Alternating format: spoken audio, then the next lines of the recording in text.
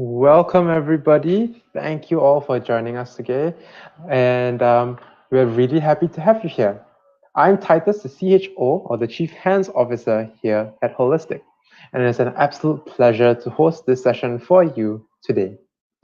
Today, we're going to be saying yes to what? Well, positive change. And boy, do we have an action packed day for you.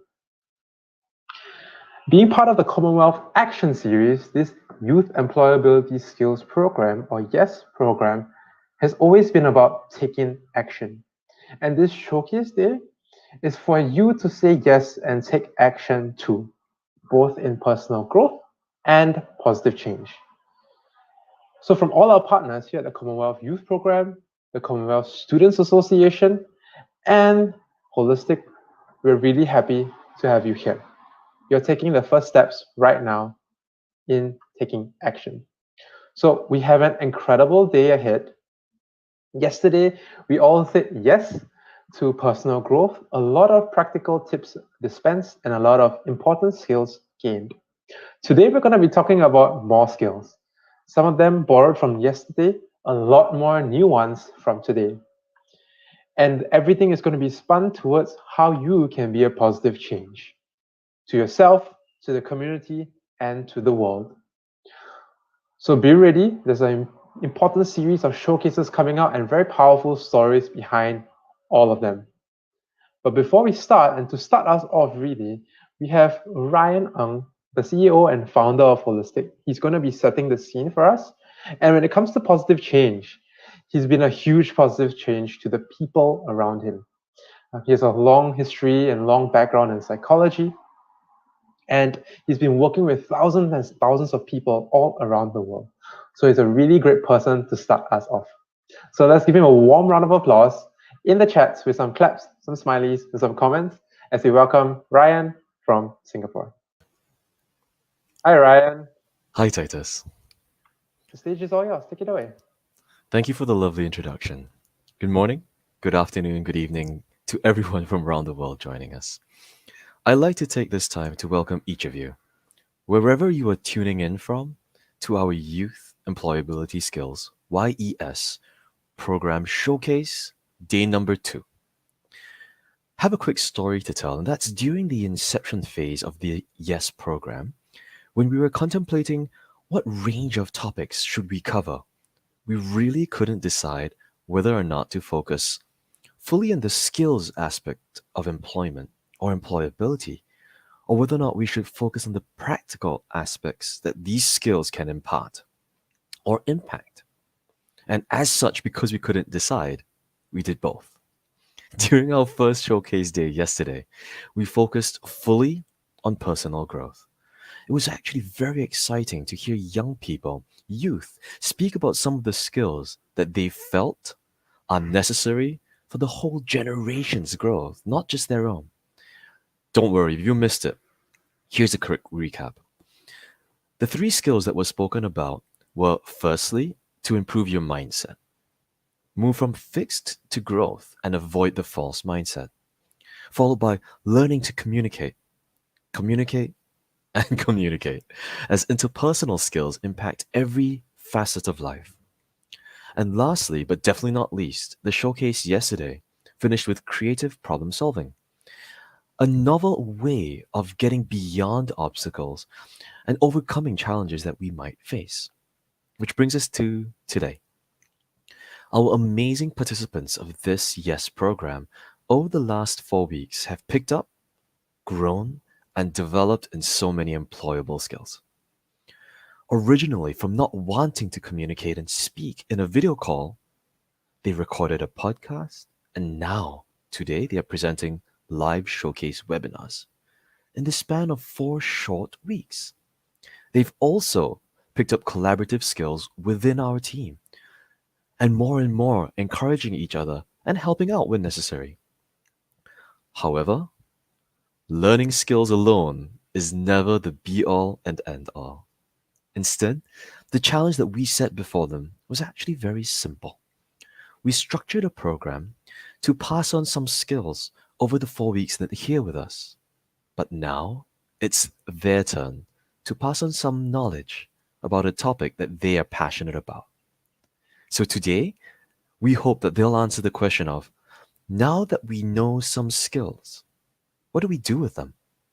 Otherwise, so what's next? In short, after personal growth yesterday comes today's theme of positive change. After you learn and you grow and you develop, don't stop there. Look at ways that you might be able to make a positive change, be it in your own life or the life of other people.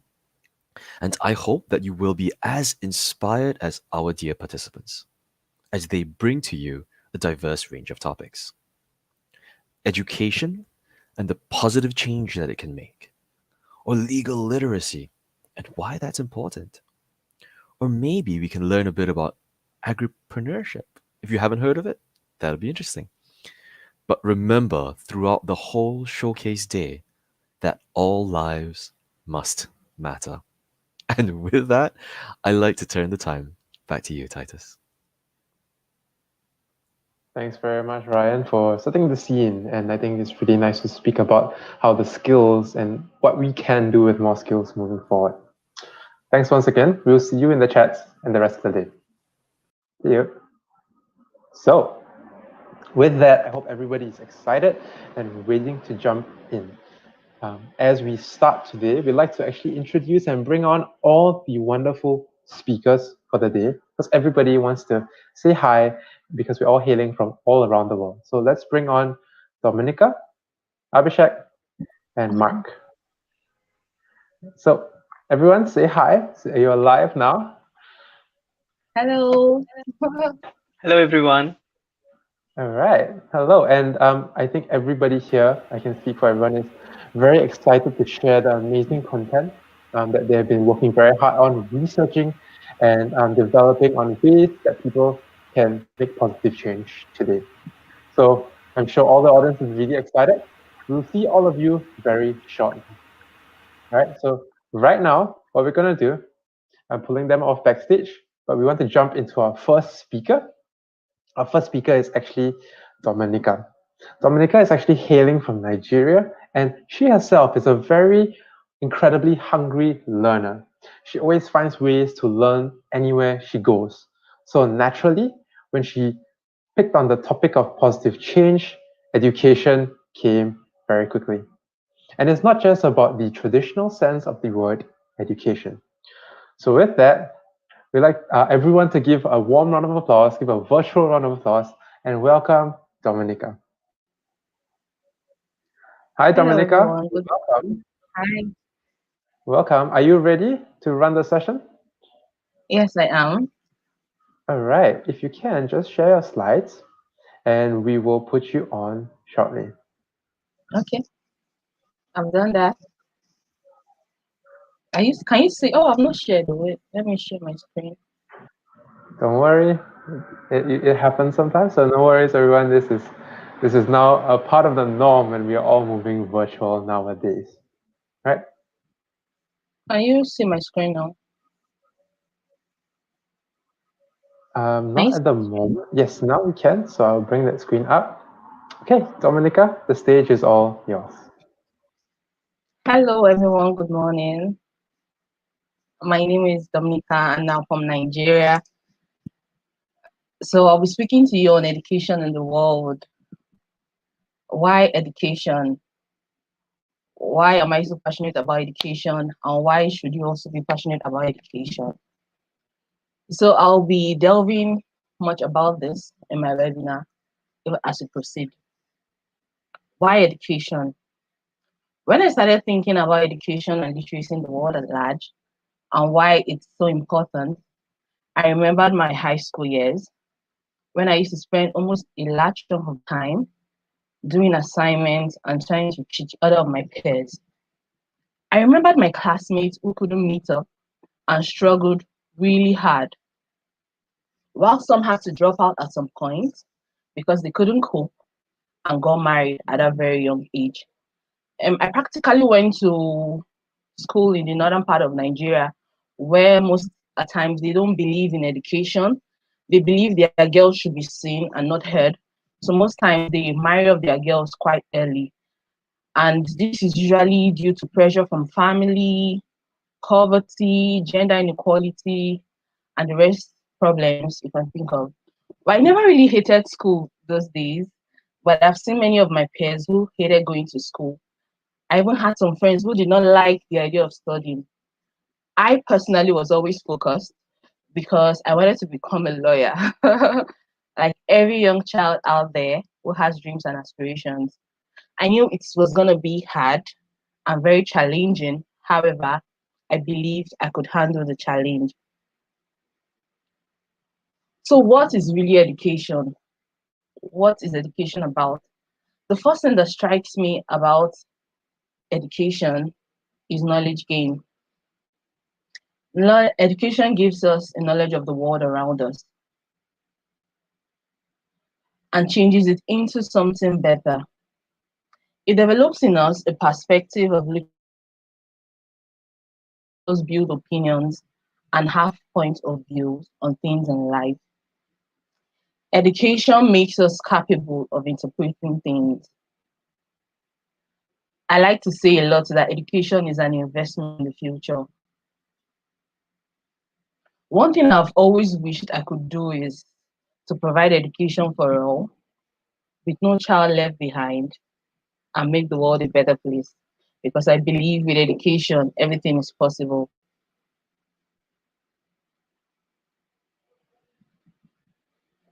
According to UNESCO, the statistics on education, I found out that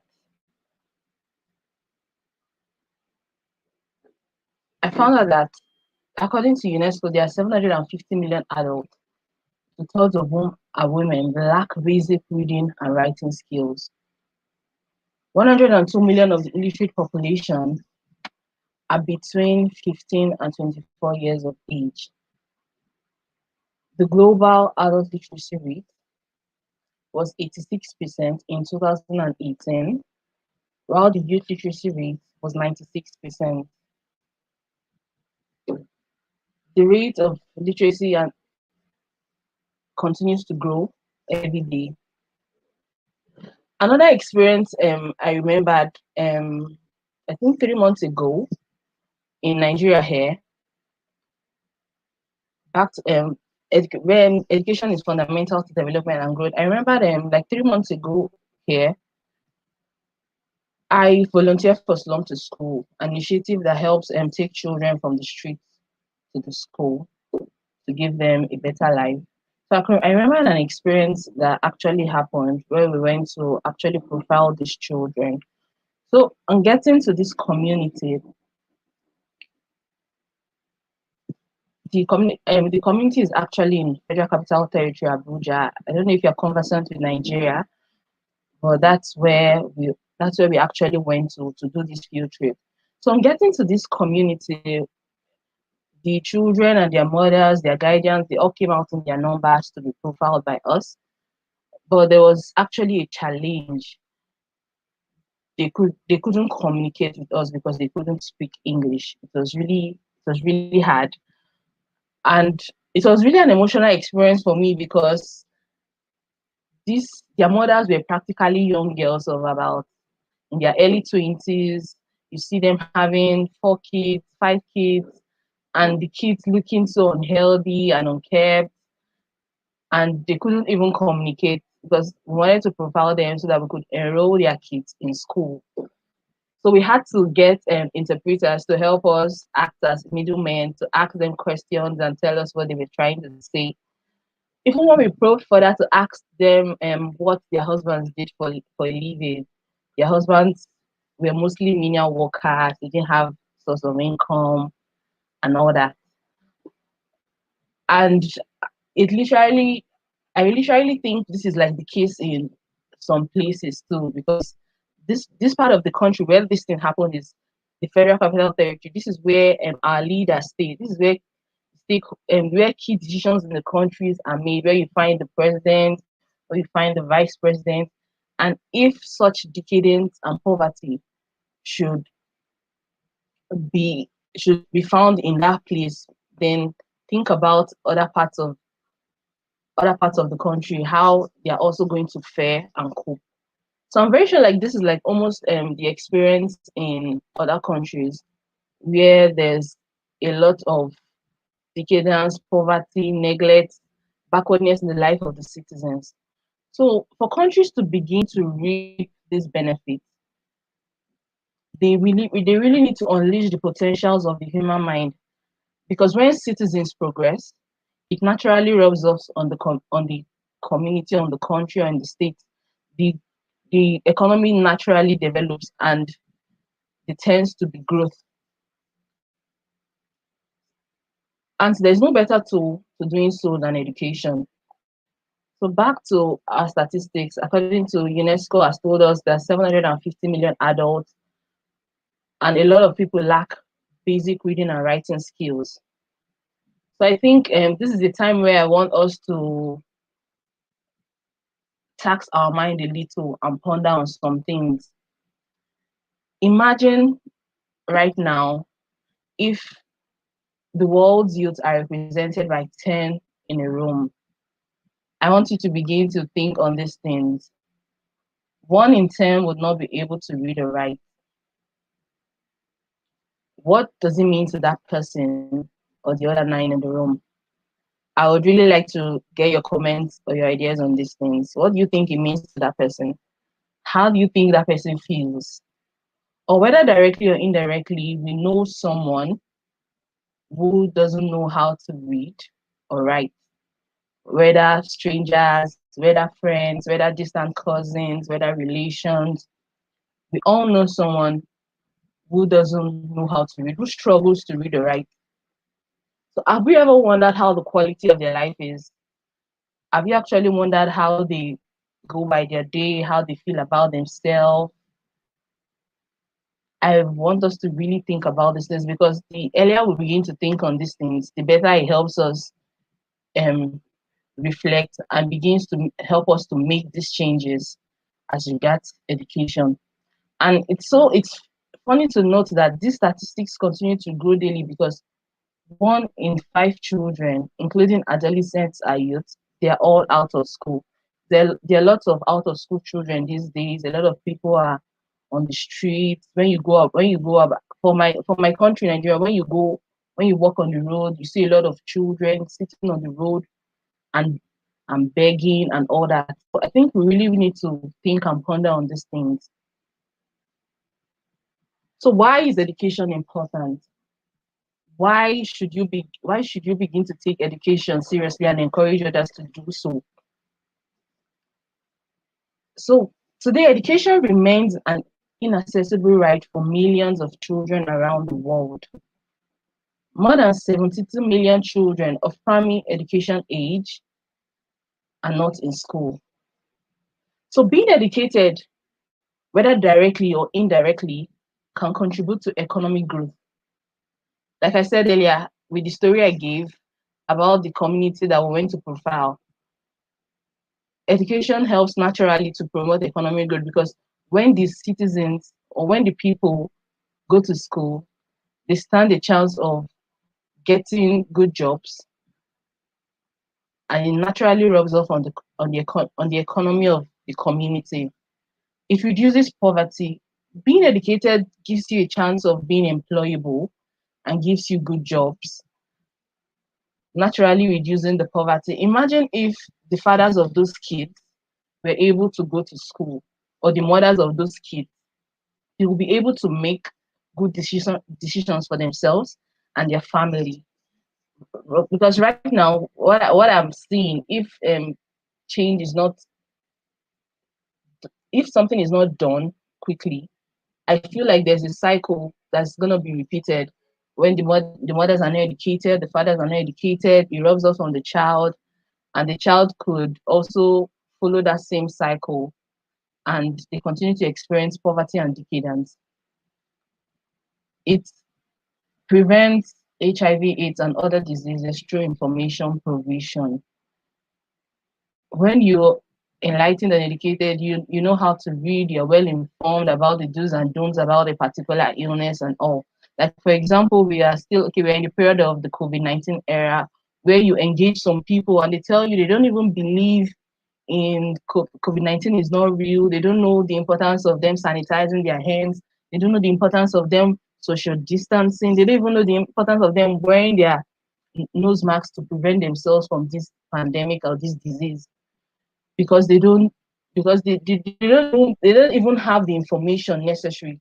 So when you're informed and educated, it gives you higher chances of information provision and avoiding these illnesses. It confers personal benefits such as increased self-esteem, confidence, and empowerment.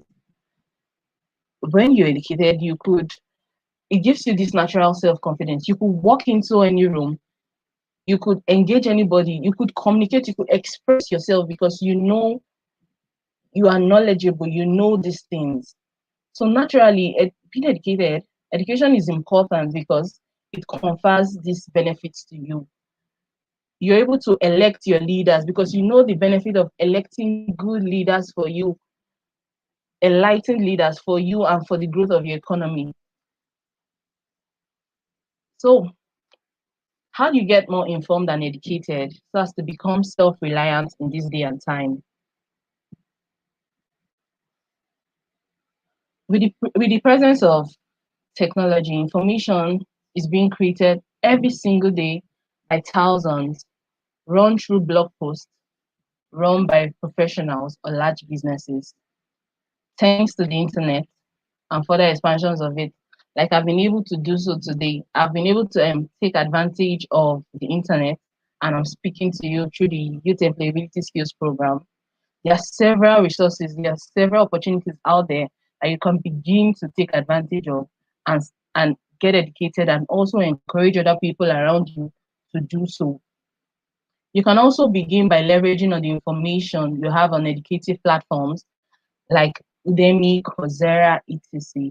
I could remember during the period of the lockdown, I've always had interest in data analytics. I've always loved the idea of data analytics. I was able to maximize the internet, and there were several professional courses and opportunities and workshops that I took advantage of to launch my career in data. And there are several other ones you can take advantage of from this day, and also encourage other people to do so. You can stay current on industry news by being up to date with government grants, scholarships. Like there are lots of scholarship platforms. Like we have the opportunity decks, we have the scholarship world. There are plenty. There are numerous. It's just for you to go out there and look for the information on the internet. Thank God we all have our smartphones. We all have our laptops. You could just by one click and search, you get all this information. I recently, last week in my country, the governments, they were giving grants to business owners that were affected by the COVID-19 pandemic. And this and so many more that are out there, both locally and internationally, that you can begin to take advantage of. You can also get a mentor. Every industry has skilled individuals who are willing to teach others, backed by years of experience in the field. And these people can pass down valuable lessons that no other classroom could teach you, and help you get personalized experience.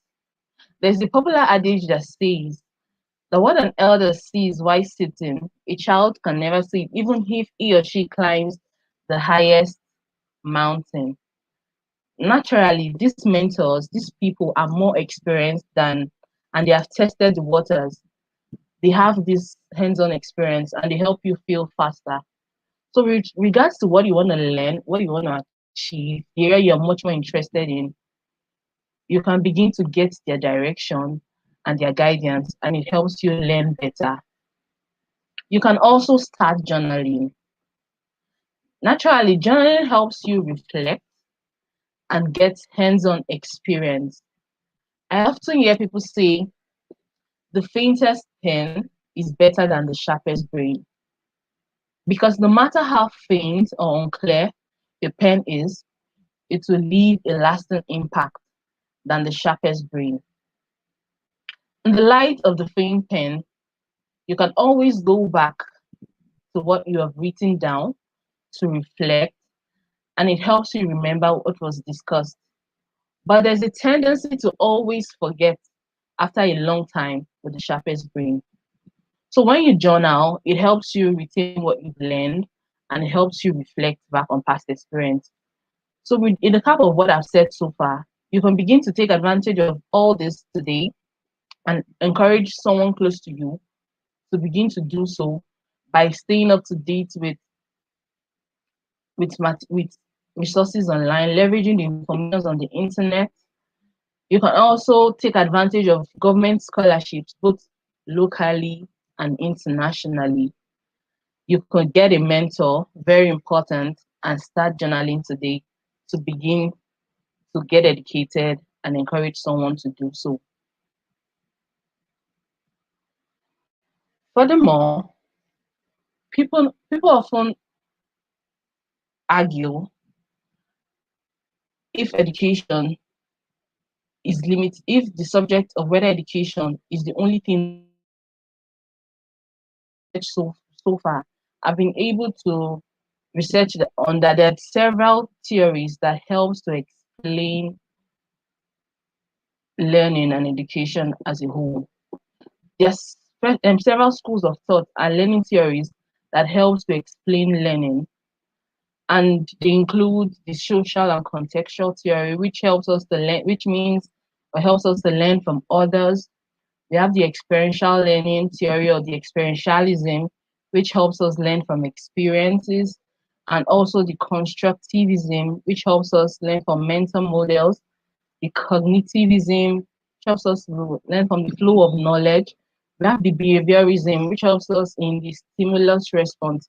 But for the purpose of this webinar, I'll be dwelling on the experiential learning theory, the experientialism, because of time constraints.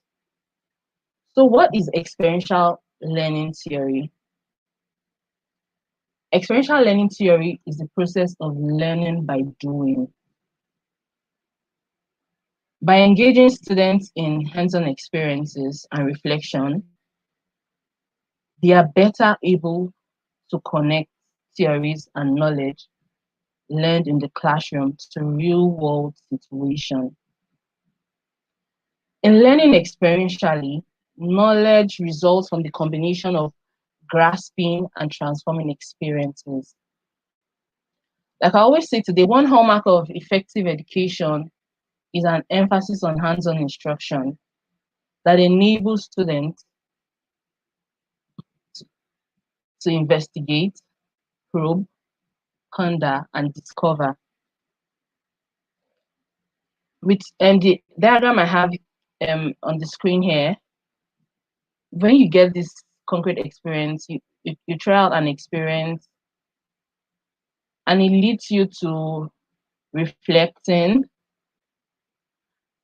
You analyze the experience, you view from multiple perspectives. It further leads you to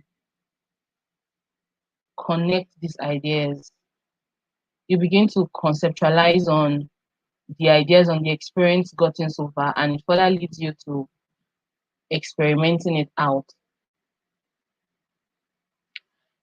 Experiential learning exists in a variety of course and non-course based forms.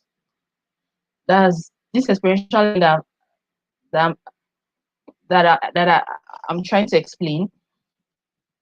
It includes different forms of both course and non-course based forms.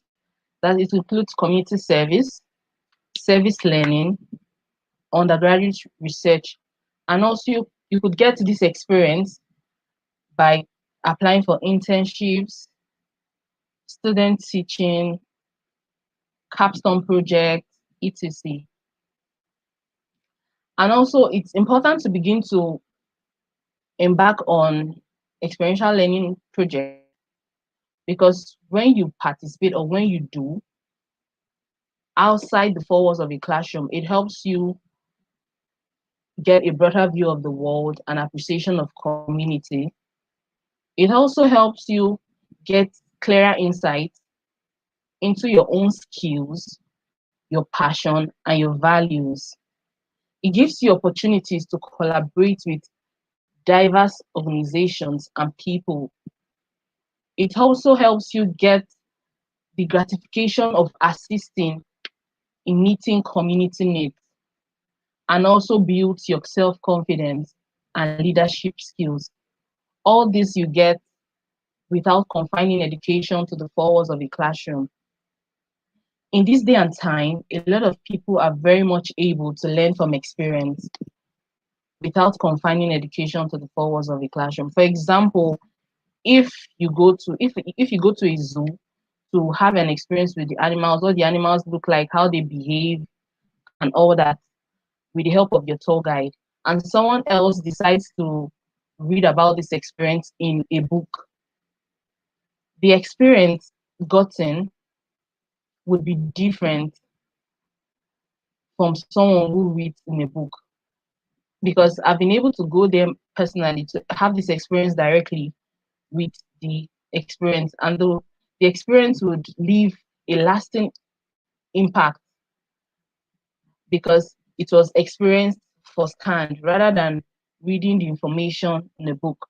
So it's important this day to begin to go out of the normal norm that we are used to and begin to get this practical experience. And like I stated earlier, on the ways to begin to get educated in this day and time, I talked about mentors, I talked about journaling. These are also ways that helps us get practical experience and hands-on experience, which tends to leave lasting effects, in our lives. So being educated in this day, as well as learned, sets you apart and gives you a sense of self-directedness in life. So you can begin today by evaluating the areas you would like to gain hands-on experience and begin to develop yourself in that field. You can start by applying for internships, you can volunteer, you can travel, and also get involved in self-learning projects. For instance, my own self, I volunteer for Slum to School, and the experience so far gotten from volunteering has been like one of the best decisions so far in my life, because it has helped me broaden my horizons based on the project we've been able to organize, the joy you get from seeing a child to school. It has really, so being educated today, like I said earlier, gives you a sense of self-directedness. For me, I always feel the knowledge you have today, the idea you have about a particular thing is not for you alone. There's someone out there who needs that information. So it's important in this day and time to don't get comfortable with the knowledge you have. Strive to get better every single day. Strive to get more information. At least we thank God for the internet that we have it at our tip and at our beck and call. You could research and get more information. And also, you can also, because learning is a continuous process. So you can also begin to volunteer today. You could volunteer for value-added course in your free time and begin to impact someone, because we practically never stop learning. So it's important to always begin to improve yourself every time and day. And also you can begin to organize classes for children. You can organize online workshops using your social media platforms. You could go online, educate people in areas you are well read, and also begin to share this knowledge that you have. While doing so, you are building capacities for yourself. You are helping people think. You are also making a difference in the life of others while developing soft skills, which will be useful in the corporate world. So I want to urge us this day to stop being comfortable with existing knowledge that we've had so far. We should strive to know more. We should also encourage someone out there to begin to get educated with this resource by leveraging the information on the internet, by taking courses online. There are several out there, getting a mentor, and journaling. Thanks for listening, and I'll be open to take your questions. Thank you. Thank you very much, Dominica, for sharing that. That's actually a really good perspective, right? Starting from educating from ourselves and then moving that positive change towards the community around us. Thank you. And you're absolutely right. It's time for questions. So if you do have any questions, please feel free to post them in the comments and we'll be more than happy to answer them. If you don't, feel free to please scan the QR code or type in the link there. We would love to keep our education going and learn from your feedback too. All right, so Dominica, I think we can jump into some questions. There was one question that popped up right away. So if you don't mind taking this question, it's from Donovan, and Donovan is asking, how can I begin to make a difference using education?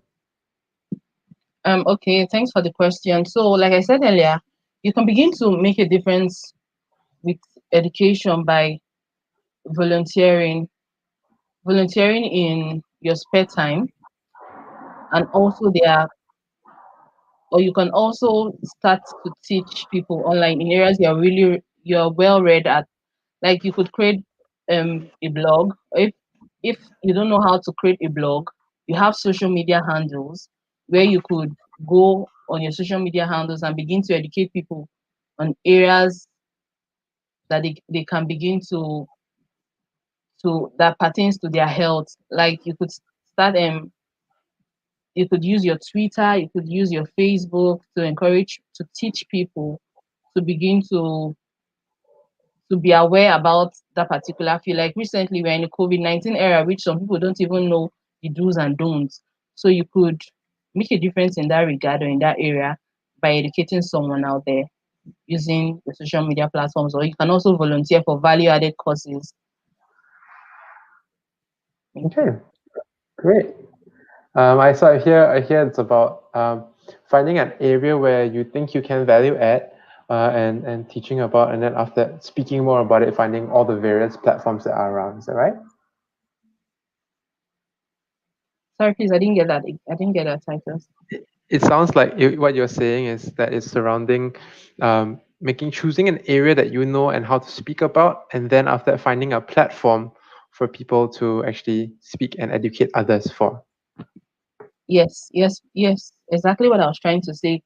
You could choose an area you're more vast about, more read about, and find a platform you're very comfortable with and teach someone and encourage someone. You don't know who the information could be helping out there. Like for me, there are people I practically look out for when I go online, because they always give out good and useful information. So you can begin to do so today by developing yourself, because practically you can't give what you don't have. So you start by developing yourself in the area you want to impact someone on, because you cannot just go on your social media platforms and talk about things you're not sure of. That means it must be something you've read about and you're sure about these things, and you can give out the information. You don't know who the information is going to favor someday. So by so doing, you're creating value in the life of someone, which will be paid forward later in life. So you never can tell. All right, great. So Dominica, there's another question. This is coming from Faith. And what Faith is asking is, what if someone doesn't have access to the internet or educational resources? What can they do despite this setback to quench their thirst for learning? Okay, thanks for the question, Faith. So there are areas, there are communities where we've been able to carry out key projects where they don't have these things. They don't have internet, they don't have educational resources at their disposal. But one thing about it is education is a continuous process. You don't necessarily confine education to the internet. There are resources, not necessarily internet-based resources, where you could learn from, or there are people actually who give out. I could remember for we in Slum to School, what we do, all those areas where they don't have access to the internet, we have centers where we are set, and I'm very sure this is the case in some places where there are centers where people are there to teach in this thing. So it's for you to actually get access to these things, approach the centers, and you can begin to learn from there. I don't All know. right. Thank you so much, Dominica. I think questions are starting to flow in, but unfortunately, we have to move on. So we can actually get to questions and the rest of it on chat. Thank you, everyone, for participating. And thank you so much, Dominica, for that wonderful sharing. Can we all give her a round of applause once again for this wonderful showcase? Thank So you. for right now, we're gonna jump into a quick short break, give everyone a little bit of a breather. Can go grab some coffee, grab some tea, because right after this, we are gonna talk about something heavier, and it's from a different perspective, from the perspective of the law. So see you in about 5 minutes time.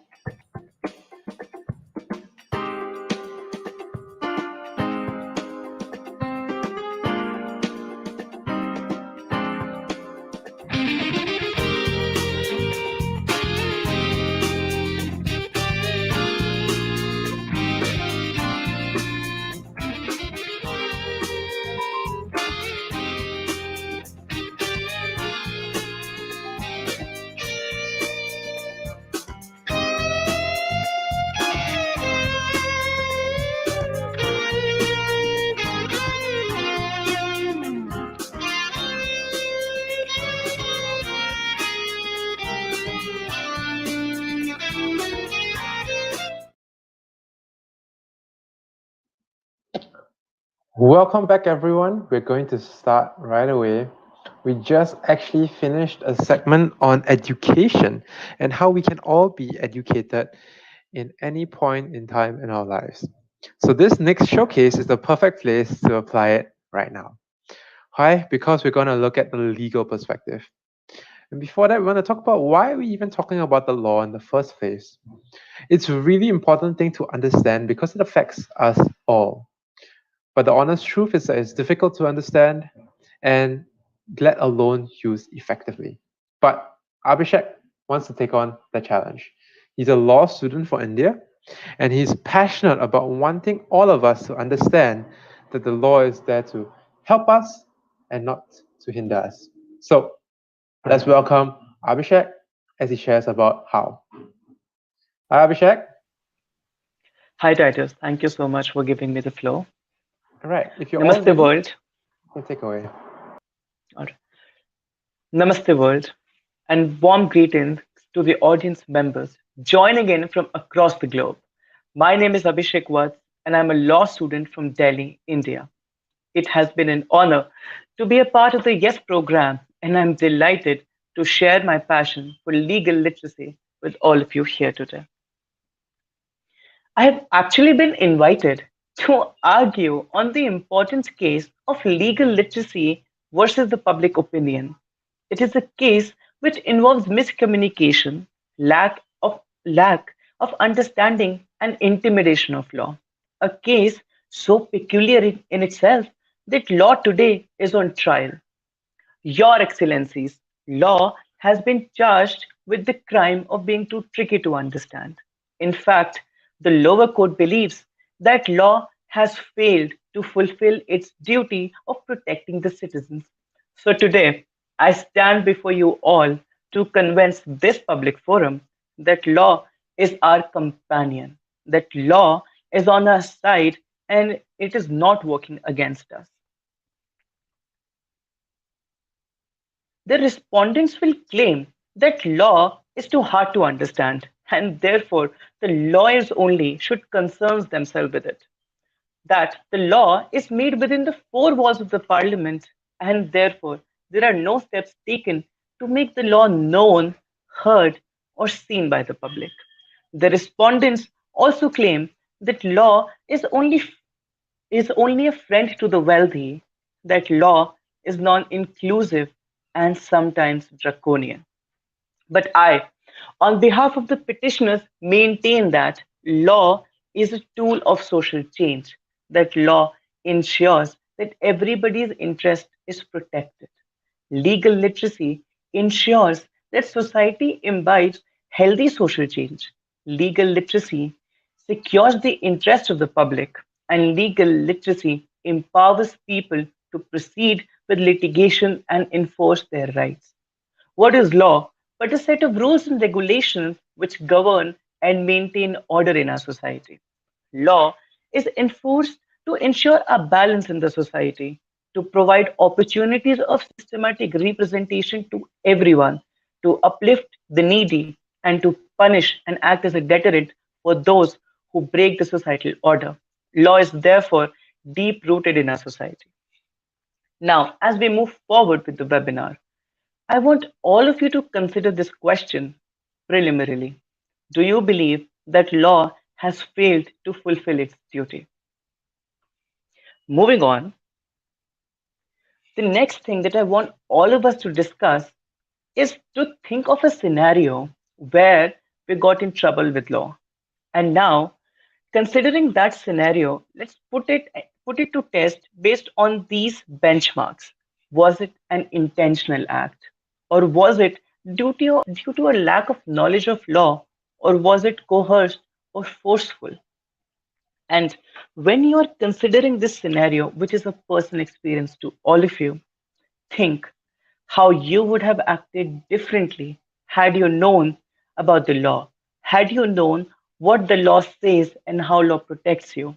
So tell me, do you think you would have been an enabler or you would have been paralyzed because of the law?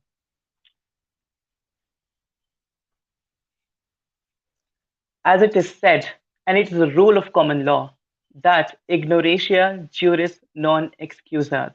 Ignorance of law is no excuse. And therefore, nobody can take the defense that they committed a crime because they did not know the law. This means that the lawmakers or the legislature or the parliament has created a duty vicariously or indirectly on our shoulders to know what the law of a land is.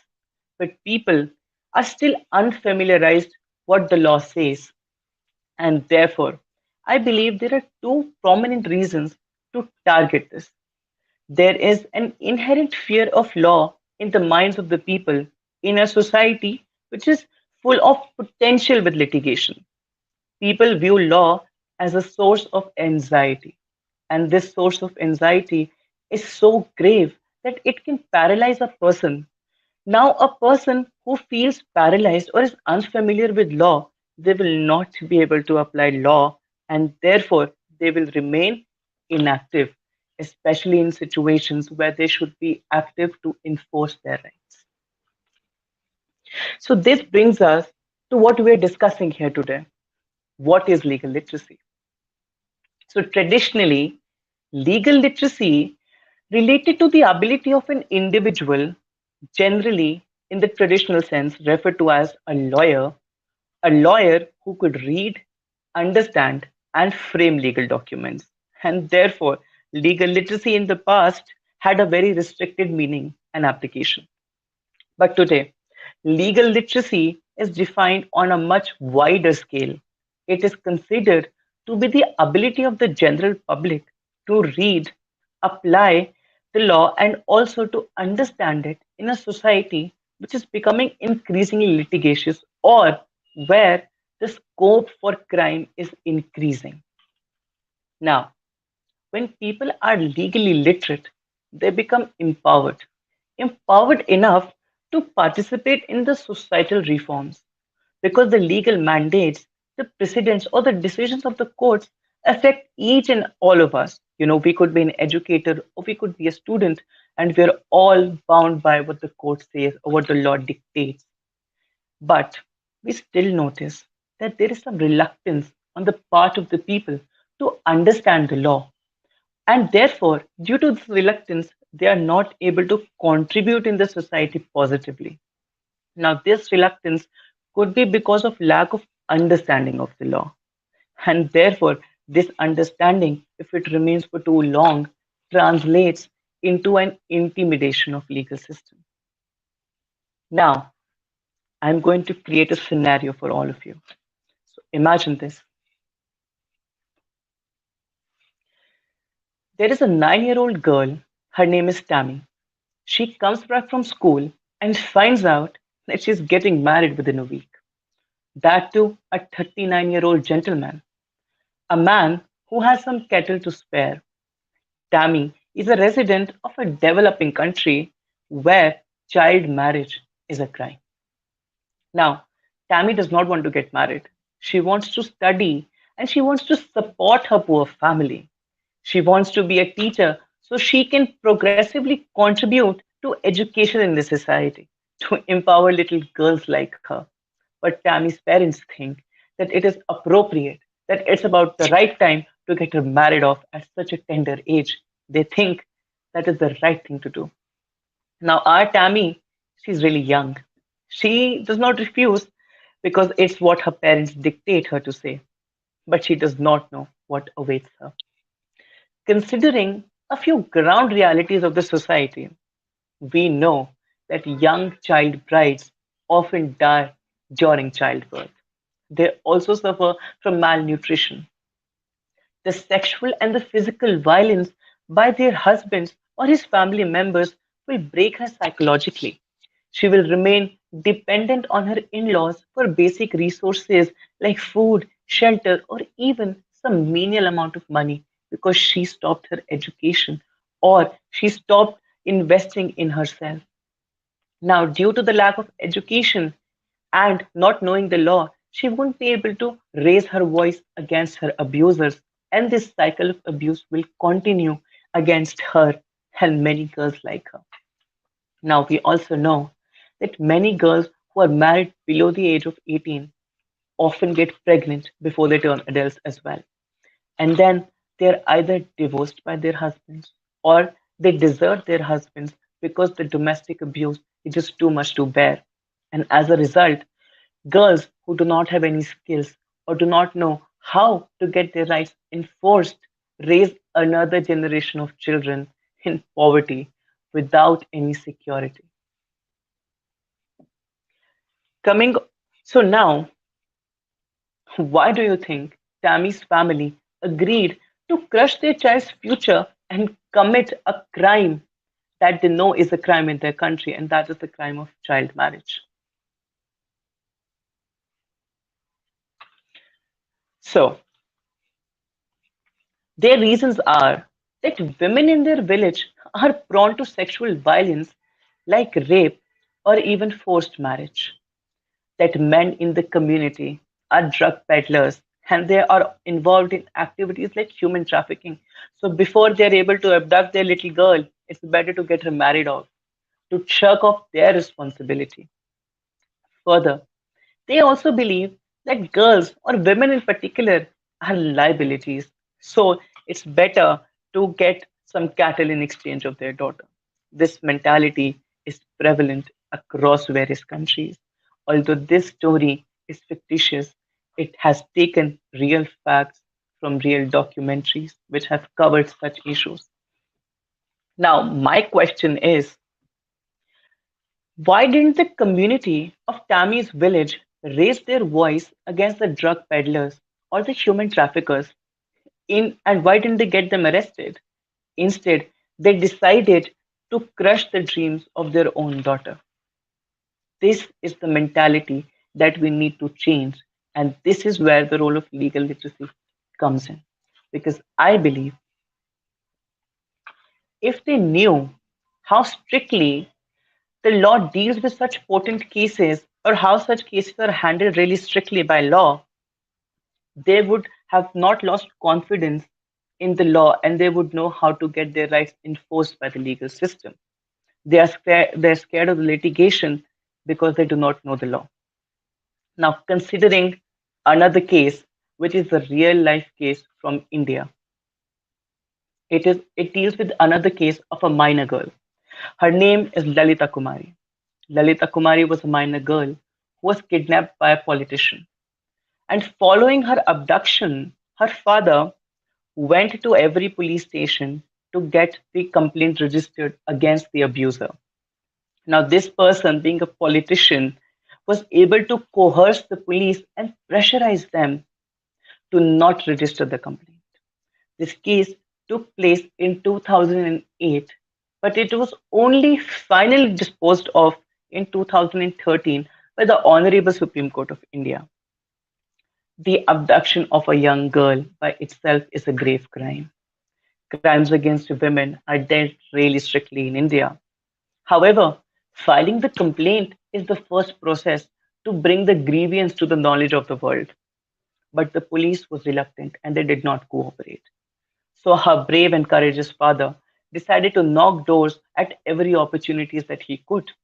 He went to the higher police officials and he wrote them in a writing, gave them complaints, and told them that if you do not register this case, I am going to get an action enforced against you. Following this, a complaint was registered. However, However, what happened was that the police left the complaint as it is and did not act on it. The complaint remained dormant and was just, stacking dust in a pile of files. Now, following this, 4 and 5 years had gone by, but there was no trace of Lalita.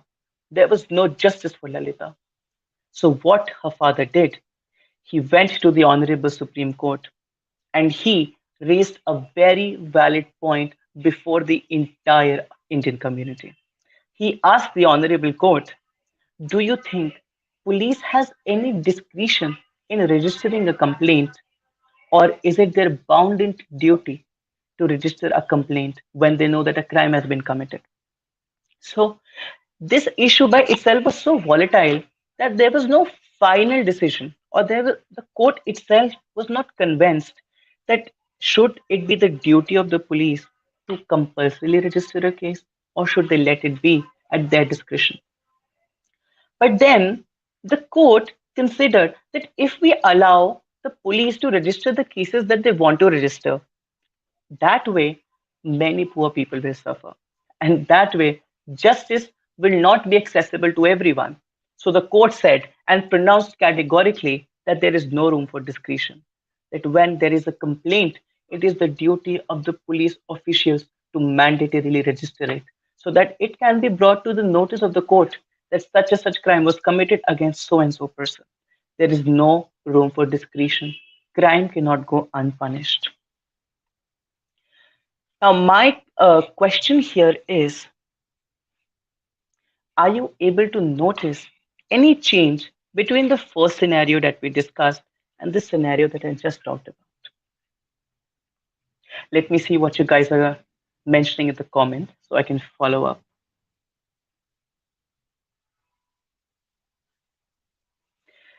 All right. So, going to the comments, I believe many of you would agree with the fact that in the first case, while we are talking about crime committed against a minor, but there was no will on part of a family members to get their rights enforced. However, in the later case, Lalita Kumar's father, Mr. Bhola Kumar, was so charismatic and brave that he let his love for his daughter surpass his fear of law. That he felt responsible to have justice delivered to his little daughter. And I think that is where one once breaks away from the fear of law, they're able to get their rights enforced. And therefore, we can see that even in the face of adversity, where the law enforcers, like the police officers, were itself not cooperating with Mr. Bhola, and they were not letting him get justice for his daughter because the perpetrator was a politician. The relentless efforts of a father to seek and secure justice for his daughter proved very fruitful as he kept pushing for justice and he put his faith in the legal machinery and he did not give up. So, what do you think are the key takeaways that we can take away from these two stories? I think the first thing that we need to consider here is that we need to be willing to take the first step. And that first step can include reporting of the case or an offense. And this is where we need to have confidence in the legal procedure and need to have confidence in the court. We need to remember that our little steps can make a lot of difference and change many lives. Secondly, we need to make sure that we use law as a tool to remove the direct causes of societal disturbance. How can we do this? Considering Tammy's story, Tammy was married off the crime of child bride or child marriage was committed because there were nuisances like drug peddlers and there were human traffickers present in the society. So instead of sending them to jail, they decided to send their daughter to a jail in a wedding dress. So when we are applying law, we should apply it in a way that we are able to take away the crime from the society so that the crime does not, propagates and infringes our law. We should use it to protect our interest, to protect social good, and address the direct causes for social disturbance. And lastly, we need to remember that if there is no law to protect us, still filing a case to get our issue resolved would be a great way to promote social security for all. Considering the Lalita Kumar case, look at that. As I've already mentioned, that the issue whether the police can write a complaint is a mandatory duty that they have created on them by law, or is it a matter of their discretion? Now, since there was no final position on that, when the case was presented to the Supreme Court, they were able to decipher from facts and based on the fundamental rights that people have, fundamental rights or your human rights, that it is important to ensure justice, that it is important to secure justice, and therefore the cases have to be mandatorily registered. In this way, even if there is no direct law which protects you, just remember, if you are courageous enough to file it, get it registered before the court, have faith in them, and they will address your grievance. On that note, I would like to state that you get to choose how and when law gets to protect you. Now that we've discussed legal literacy, let's talk about the repercussions that it has, or what are the importance of legal literacy. Let's look at legal literacy,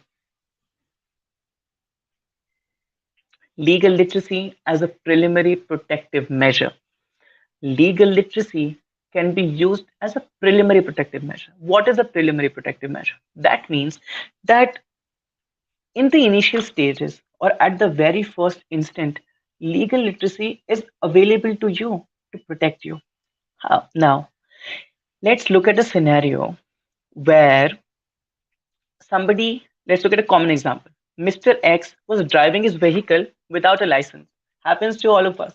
We often go out in our cars or on our bikes, we do not have a license.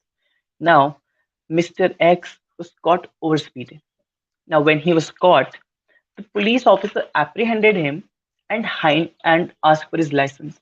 Since he did not possess his license on him, he was given a ticket for overspeeding and for not having valid documents on him. Now, he, being the smart person that he is, Mr. X decides to negotiate with the police officers and he bribes them. He gives them 1,000 rupees. He's like, please let me go. Do not give me a ticket and you can keep the money.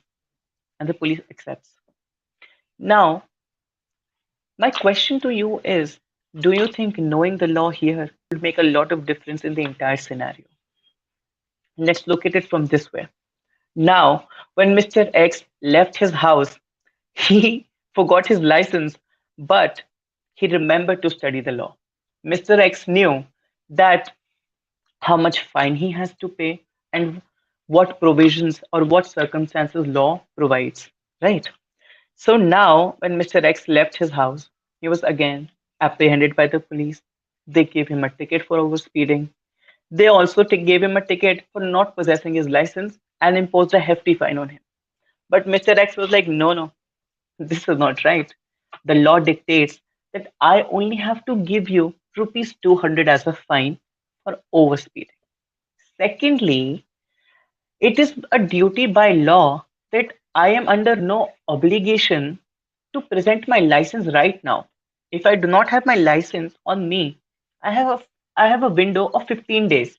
I can go to the district magistrate or I can go to the officials and I can show my license to show that yes, and possess the valid documents to drive. So this way, he won't be liable to a gross amount of fine, right?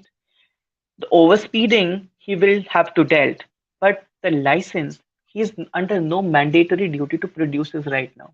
He can go and show it to the authority. This, I believe, would ensure that his rights are protected and at the same time that corruption is not, budding in the society, that corruption is also prohibited. So I think we can preliminarily see that even in situations that we have to dealt with on the go or at the very instant, knowing a little bit of law can be helpful for us and the society. The next thing that we should consider is legal literacy as a tool of self reliance and confidence. Legal literacy ensures that your citizens are empowered, right? So, when there is legal literacy, people would be able to secure their interest and they would be able to act in a way, even act in a wise way when there are difficult situations. A person who knows the law would be able to make sure that they are in a favorable position even before there is a lawyer appointed to them, right? So when somebody commits a grave crime, a lawyer is either appointed to them by the state or they have a right to bring their own lawyer. But if you know a little about the law, you will be able to make sure that you don't put yourself in a compromising situation, that you don't maybe say something or do something which can aggravate your crime or which can lead to the police acting in a very harsh manner. So this way, if you know about legal literacy, it would be helpful for you to feel confident in such situations. You will not feel suppressed by the authorities, okay? And it would create a sense of self-reliance. Now, looking at the third benefit that legal literacy gives upon us, legal literacy as an effective measure during the arrest and direct confrontation with law. Now, we are talking about legal literacy in action with law. Okay, so let's consider another example. Mr. B, a very famous celebrity, has been murdered, and it is all over all the media channels. The police is under a lot of pressure from the government officials to dispose of the case in a speedy manner. Now, the police officers arrest Mr. A. They know that Mr. A is innocent. Now, Mr. A is arrested in connection to the murder of Mr. B. The police, they know, although Mr. A is not culpable or guilty for murdering Mr. B, but they know that Mr. A has some history with law. Okay, maybe petty crimes. Now, they bring Mr. A to the police station and they beat him. After beating Mr. A, they tell him to write a signed confession. They tell him, write a confession that you killed Mr. B and sign it before us. Now, what happens is the lawyer of the prosecution is very opportune. He comes there and he tells Mr. B, if you sign this plea deal and you confess before the district magistrate or the judicial magistrate that yes, I killed Mr. B, I will make sure that you only get 7 years in prison and not more than that. Okay. Now, Mr. A is presented with such an option. Mr. A thinks if I do not take this plea deal, I might get a punishment for more than 7 years. But if I take this plea deal, then I have to plead guilty for a crime I did not commit. Now, let's look at this scenario and consider Mr. B knows about his rights. Okay. Now, Mr. B is again presented with the plea deal, but Mr. B knows about his law. He knows that a confession, even if signed, given in the custody of a police officer, and the custody includes either being in the police station or even being physically close to a police officer, is not an admissible piece of evidence.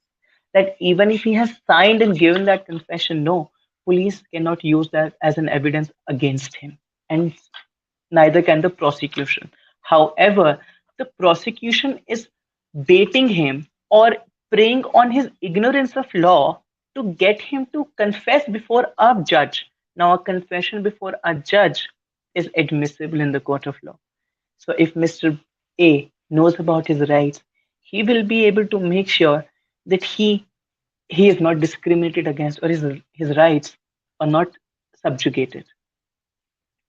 Now, considering to the fourth benefit that accrues to us because of legal literacy as a light to remove darkness of ignorance about the legal system. Plain and simple, this means that if we know about legal literacy, we know about our laws, rights, and the judicial system, we will not feel scared in approaching the court whenever it is required. We will feel empowered and we will be able to contribute to a more systematic and peace loving society, right? And I'll give you a small example for this. There are several contracts which, if they are made verbally, they are enforceable. But there are certain contracts which have to be mandatorily registered and recorded in writing. Otherwise, they cannot be enforced. So, if there is a contract which deals with a large amount of money, it has to be in writing and registered. Else, you cannot make any claims for the breach of contract. Now, moving on,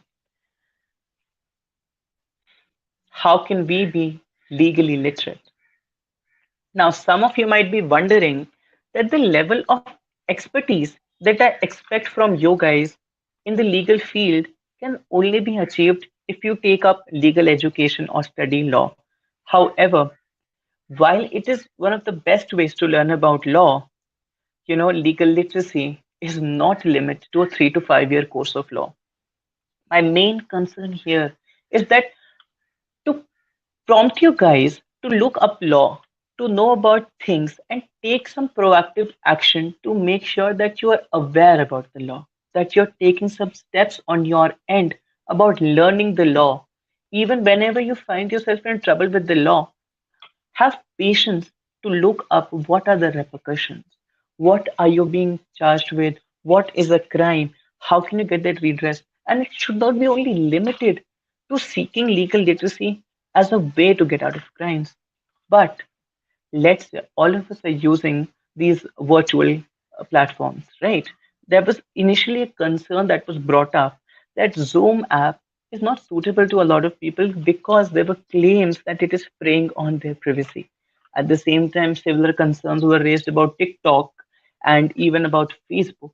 So these apps carry our personal information and encroach our right to privacy often. So, how can we address such issues? How can we address cybercrime? These are the things that we can look up and be legally literate.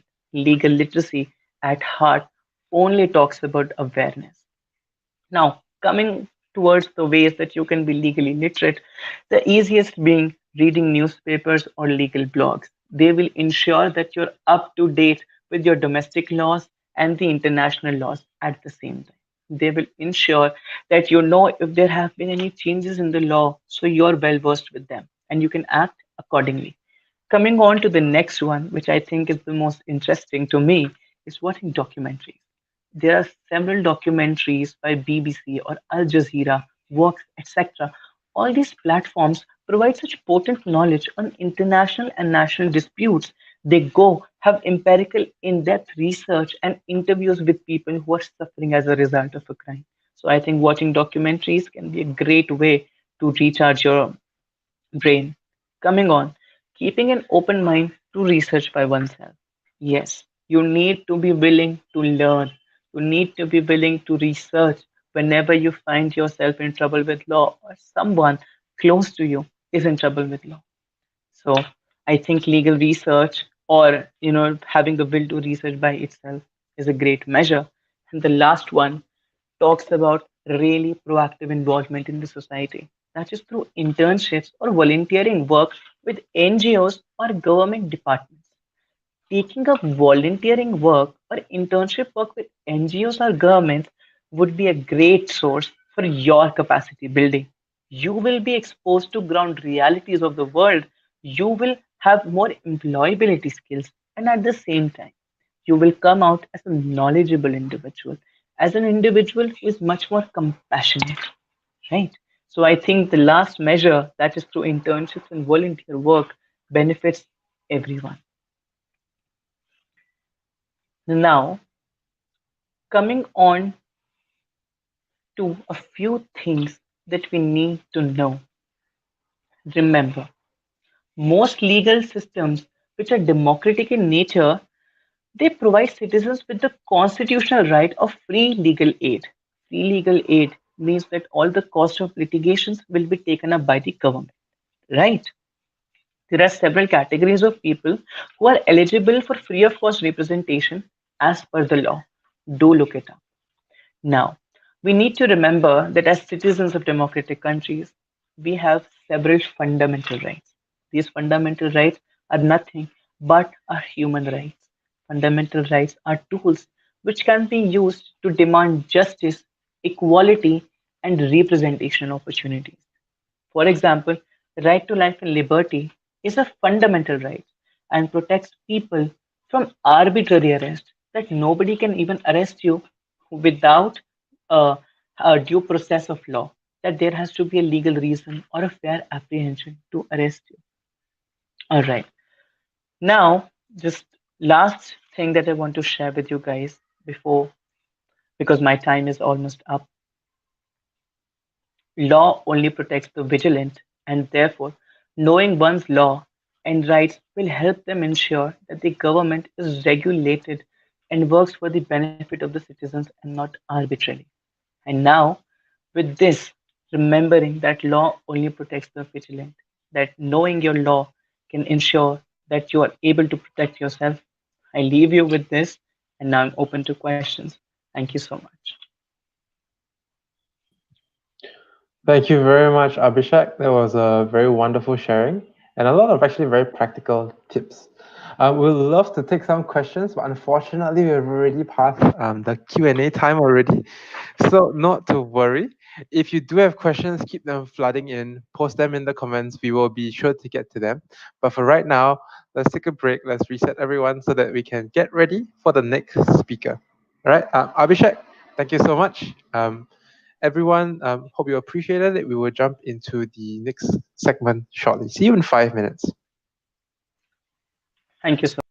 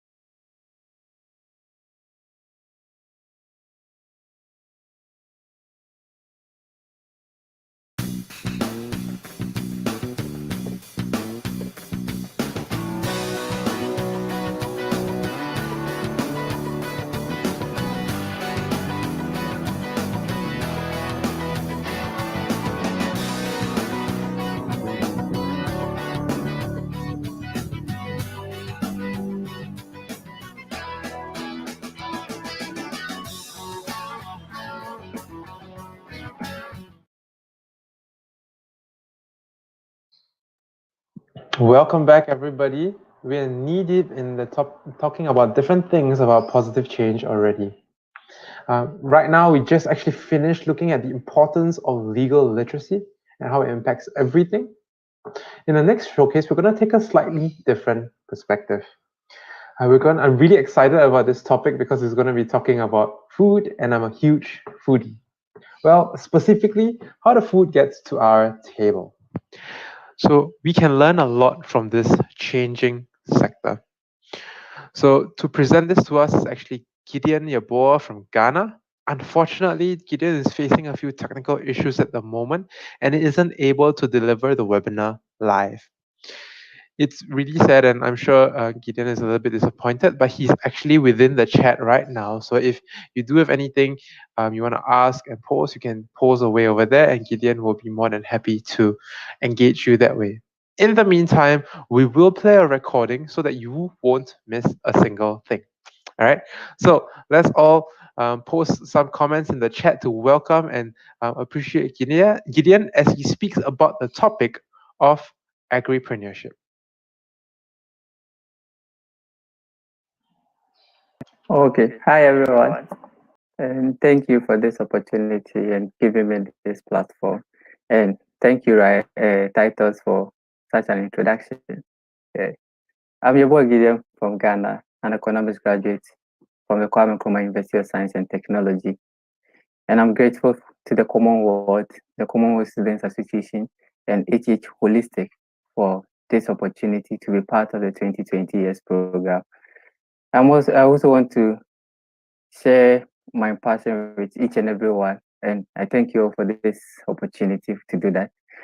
I also want to thank my friends and family for being here and everyone for the support. I want to thank you all for that. Well, today I have a very short presentation for you all. It wouldn't take much, just for a few minutes. And I'm sure that by the end of the presentation, you will learn something, one or two things from it, and which will help you do a whole lot better in the field I'm about to talk about. Yeah. Well, before I start my presentation, I want to ask you a very short question, just a brief, like,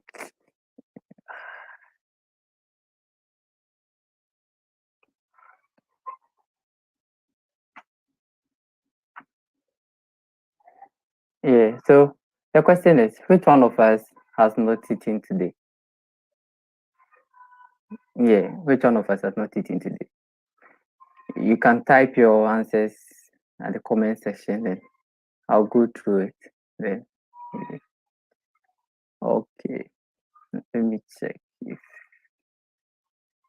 let me check for the responses.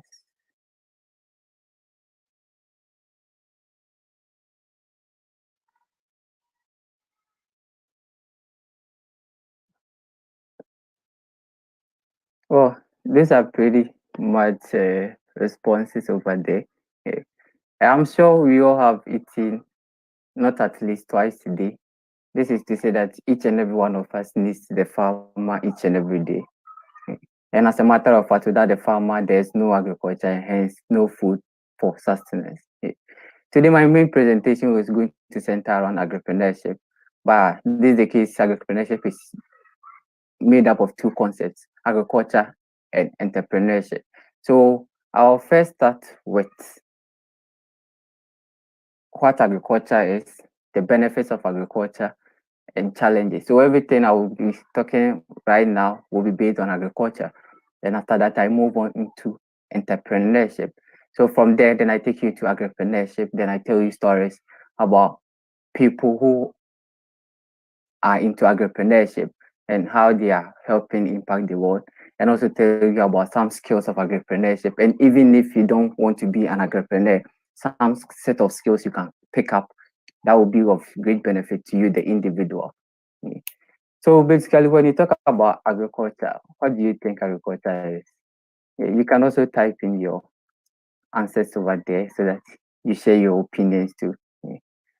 So, well, per my definition of agriculture, agriculture is the science and art of cultivating plants and livestock. there are two keywords over here: science and arts. Science in what sense? Science in the sense that it deals with what? The study of nature. It deals with the experiments. Like you have to experiment into nature. You have to understand nature. That's why Kesley Timmerman said, farming isn't something that can be taught. Each plant tells its own story that has to be read repeatedly. So farming, agriculture itself is a science, and each and everything that we do in agriculture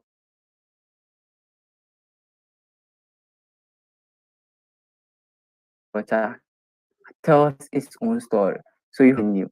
So it's not just about something that we can teach you just once, but it's something that can be taught continuously. It has to be learned continuously. And it's an art in what sense? It's an art in the sense that it involves some level of creativity. That's why all farmers are creative, because you have to combine set of what, set of tools, set of raw materials to produce something new. If you're not creative, then it means you can't be an a farmer or do anything in relating to agriculture. So you have to be creative before you can be what? A farmer or do anything in relation to the agriculture sector. There's also another definition of agriculture which says agriculture is also defined as the use of natural resources to produce commodities which maintain life, including food, fiber, forest products, horticultural crops, and related services. In this definition, too, you can also realize that it involves some level of creativeness, because you have to use what natural resources which have not been used for anything to create something new. So if you are creating, then it means you have to be innovative. You have to be use the skill of imagination to come up with something that will help you to what, produce something that will be of benefit to the human existence and to all of us. Oh, when you always talk about farming, there's mostly what comes into our mind is arable farming. What comes into your mind is this. What comes into most of our minds is this. As you can see, the old man over there doing. Yeah, but there are so many types of farming or so many forms of farming. And these forms are the arable farming, the animal husbandry, horticulture, and forestry. So when you talk about arable farming, what does it mean? It's a type of crop production that produces a wide range of annual crops. The crop's life cycle spans for a year. So an example of arable farming is what we have over there. The growing of rice, the growing of wheat, the growing of maize, and some other crops that we take in. So that's what we have over there. And when you talk about animal husbandry too, yeah, animal husbandry is basically the rearing of crops, rearing of animals. Yeah, it's a branch of agriculture concerned with animals that are raised for meat, fiber, milk, etc. Yeah. And these are examples that we have over there. You see the fine gentleman over there feeding his fish. Yeah. So under animal husbandry, we have the fish farming, we have the poultry farming, we have the bee farming, we have the dairy farming, and a whole lot of other farming under the animal husbandry. Then that takes us to the next type of agriculture. Yeah. That's the horticulture. So this type of farming is why basically most people don't really pay attention to this farming. I don't know why, but most people don't pay attention to this type of farming. But it's also a type of farming that is of great benefit to us. We get mostly fruits from it. We get vegetables and other. We get flowers from it. And they are very good for commercial basis and other things. All these forms of agriculture, the last one is forestry. Forestry. So that's where we get our timber, the logs, which are used for the construction aspects, the furniture. Even the furniture you are sitting on right now, I'm pretty sure it was made out of timber. Yeah, so we get all these things from the forms of farming. All these forms of farming, of agriculture, and they all yield benefits to the individual and the world at large. I can at best imagine the state of the world without agriculture and how helpless and awful it would be for us if there wasn't any agriculture. Agriculture is basically the drive for innovation in the country. Without agriculture, there can never be any existence. That's why we have to be very, very concerned when it comes to agriculture. You took in something this morning. Yeah. Yeah. So the next thing I'll be talking about is the benefits of agriculture. Basically, we all get benefits from agriculture. You took in something this morning, and it's all because of agriculture, because a farmer went to the farm, worked, and produced something for you. The food you took in wasn't from the grocery store, but it was rather from somewhere before it got to the grocery store. The laptops you are using right now is as a result of what? Agriculture, because the things that were used for the production of the laptop were raw materials from the agricultural sector. The phones you use now were made of materials that were from the agricultural sector. The clothes you are in now, you probably can't tell me that you are not in any clothes right now. Yeah, the clothes you are in right now were from the dye, from cotton. Yeah, from cotton. You got that from cotton, and the cotton was made from the agricultural sector. So basically, each and everything that we possess now, each and everything that we have now, is from the agricultural sector. And without the agricultural sector, we cannot sustain. The trains that you take to your workplaces, the buses, the cars you take to school, you take to the hospital, everywhere, the house you are in right now, were made of materials from the agriculture sector. So basically, without agriculture, there can't be any life. Without agriculture, there cannot be any technology or civilization in the world. But today, agriculture is what? Faced with so many challenges. And what are these challenges? First challenge is food price crisis. What is the cause of this? There has always been fluctuations in the prices of food. And because of that, many farmers see farming as not lucrative. So a time may come, it wouldn't be a surprise to me if farmers decide not to produce anymore. And all these have their own effects or challenges that we face. It means that the food that you took in this morning, you are not going to get those food again. It means that you are not going to farmers are not going to produce the materials that were needed for the production of your laptop today. So it will probably mean that we will be going back to what the time before civilization, where each one for himself, God for us all. So it means nothing is going to work in this world. And if farmers are not producing because of price crisis, then it means there's going to be low productivity, and there's going to be not enough to feed each and every one of us.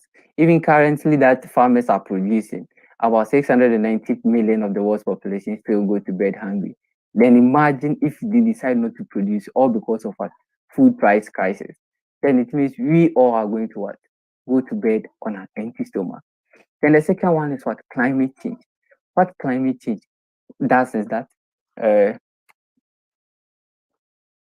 it prevents the yielding of crops and other things. So for now, you see that there are times, places, there are a whole lot of flood, rising levels of temperature and other things. So all this causes some products not to grow, and it all affects the productivity of what farmers. If it is because of climate change, some crops are not growing. It means there's going to be what? A reduction in what? Productivity. And it also reduces the nutritional value of most food because of lack of the natural resources, that the mineral resources that they will need for production, that has been destroyed as a result of what the temperature changes and other things. So then the next one is natural resource depletion, as you can see over here. This one, natural resource depletion. The natural resource depletion is caused by overconsumption of natural resources, overpopulation, logging, and pollution. So if all these things come into play,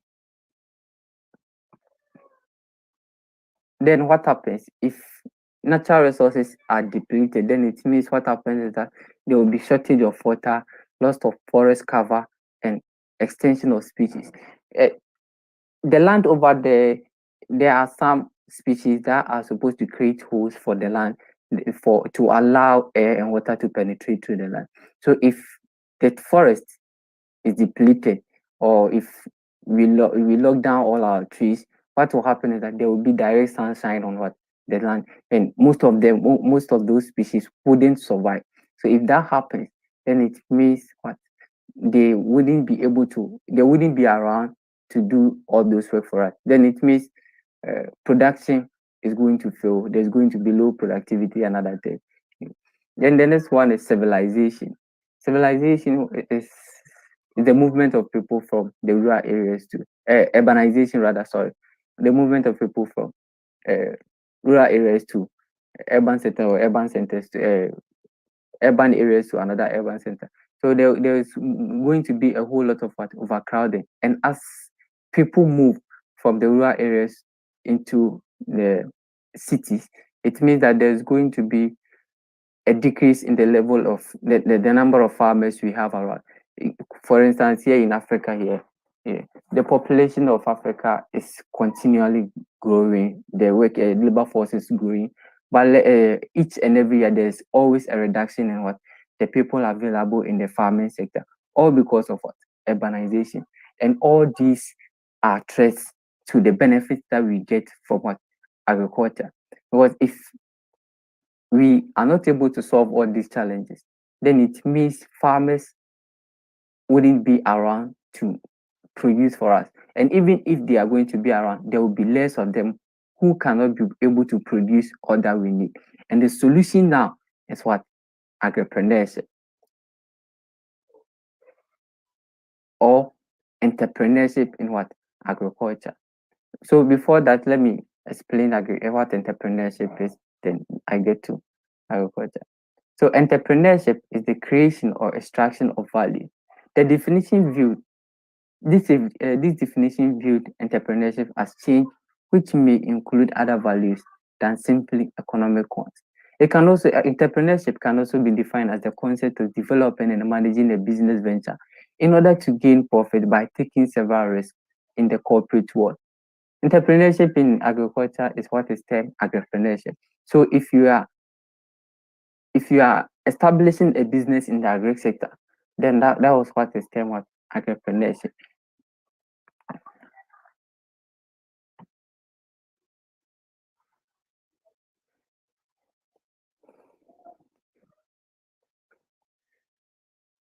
Agripreneurship is the solution to the challenges that threatens the benefit we get.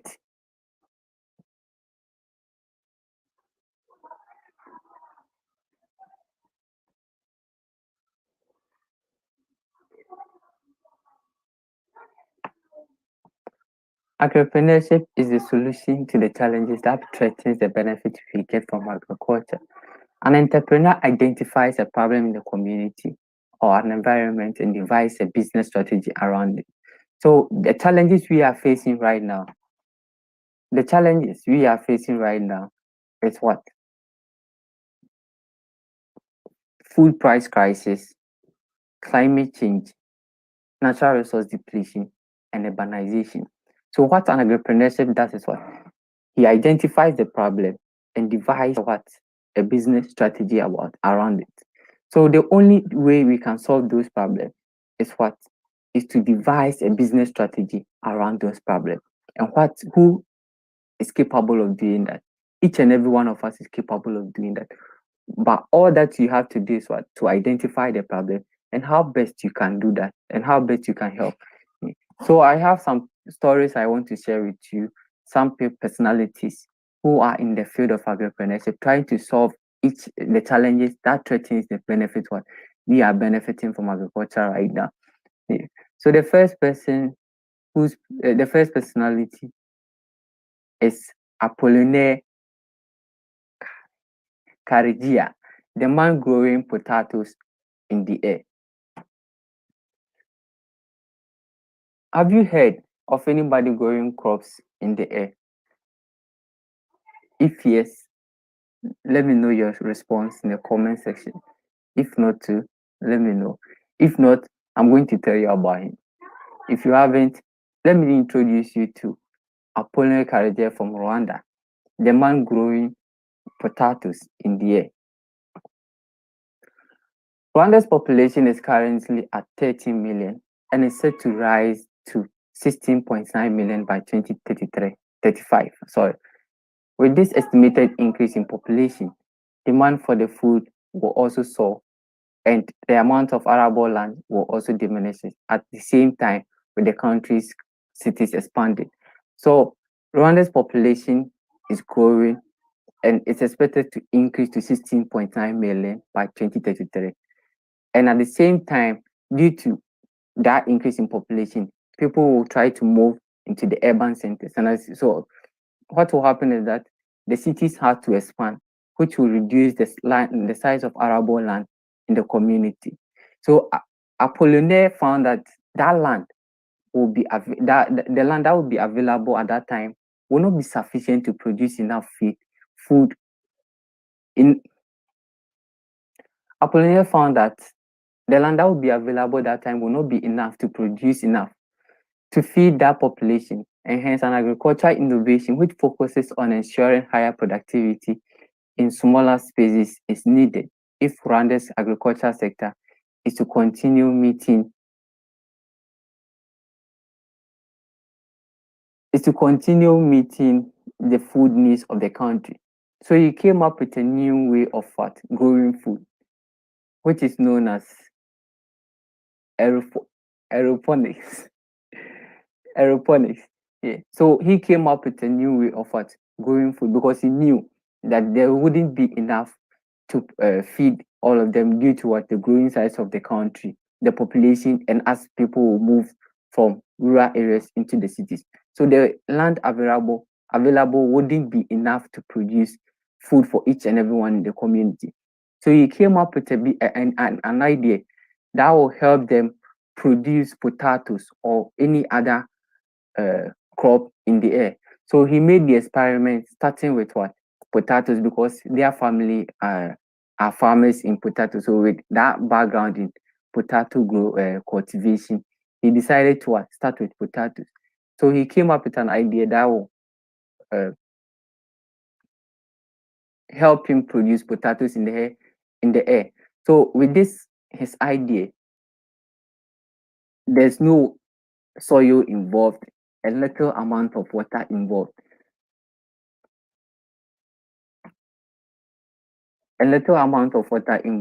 So for now, Apollinaire is growing potatoes in the air, helping solve the challenge they are going to face by 2035. So he's preparing for today to meet the needs of tomorrow.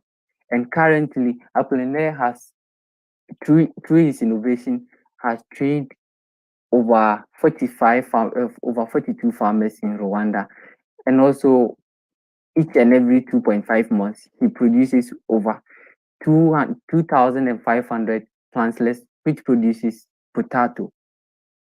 So that's what Apollinaire is doing right now. Let me take you to another personality too, who is Blessing. Mini Blessing. Blessing. Okay. Blessing over here is a social entrepreneur and scientist with a background in chemistry and livestock feed formulation.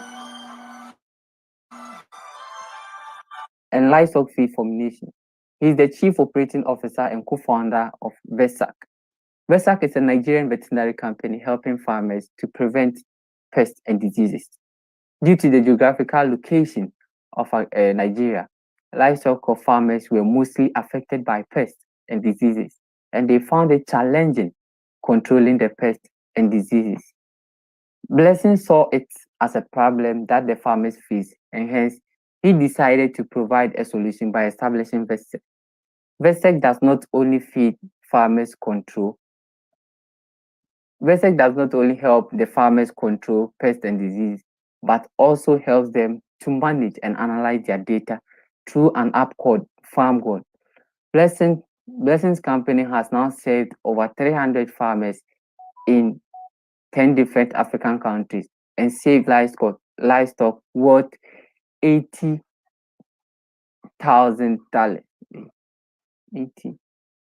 $80 million rather. Sorry, $80 million rather. The next personalities I want to introduce you to are Michael and Francis. So Michael and Francis are from Ghana and are founders of AgroCenter. They found that rural-based smallholder farmers face two critical problems. That's lack of access to market, lack of access to finance, be it formal or informal. So lack of access to a structured market forced farmers to sell to middlemen who buy at exploitative prices. The lack of access to finance means farmers are never able to invest in their work to increase productivity because they cannot produce a statement that will enable them to get loans from the rural financial banking sectors. Yeah. So Michael and Francis founded AgroCenter to help farmers get to be able to access a market that will sell their market that will buy their products at a fair price, and also be able to get, and at the same time get financial statement, so they can be able to produce that financial statement to able to attain loans from the banking sector. So Michael and Francis found that this is the challenges farmers are facing, and they devised a means to it that is also yielding them what profit. So it's not only serving the farmers' interest, but also serving their own interest by earning them some income as a result. The next person over here is Lawrence. Lawrence is from Nigeria and is a social entrepreneur and a farmer too. He is the founder and CEO of Springboard. Lawrence, after leaving the university with a degree in business management, Lawrence opted to be a farmer. He read an article that said that Nigeria spent billions of dollars importing rice, fish, and even toothpicks. And to him, that was a challenge that needs to be solved. He found that if young people could work on the farmlands available and produce and reduce the food inputs, they would be making millions and also impacting lives. He called upon a group of young people to join him solve the problem, and hence he founded Springboard. So Springboard is a network of cocoa, plantain, and rice small farm holders in Nigeria that empowers the farmers through cooperative movement that helps the farmers capture most of the value chain, potentially grow much food, sell more, and sell for more. Okay. So what he found was that the challenge that farmers are facing right now was he found out that Nigeria imports more goods. So what he wanted to do was come up with a business idea that will promote agriculture in their area, in Nigeria, that will help and also help farmers to produce more. He knew that farmers were producing, but not to the level as that was expected of them. So he came up with that idea that will help them produce more, sell more. So if they are able to produce what Nigeria is importing, then it means that's amount of money that will be going outside would stay in the country, and it can be used for economic development. So that's what the problem he identified, and he devised a solution to it. For now, Springboard has impacted over 10,000 lives in Nigeria, trained over 3,000 cocoa, plantain, and rice farmers in 20 communities in Nigeria, and has increased yield by 4 times. So if at first they were producing, let's say, 3,000, Now they are producing 12,000 because of his initiative.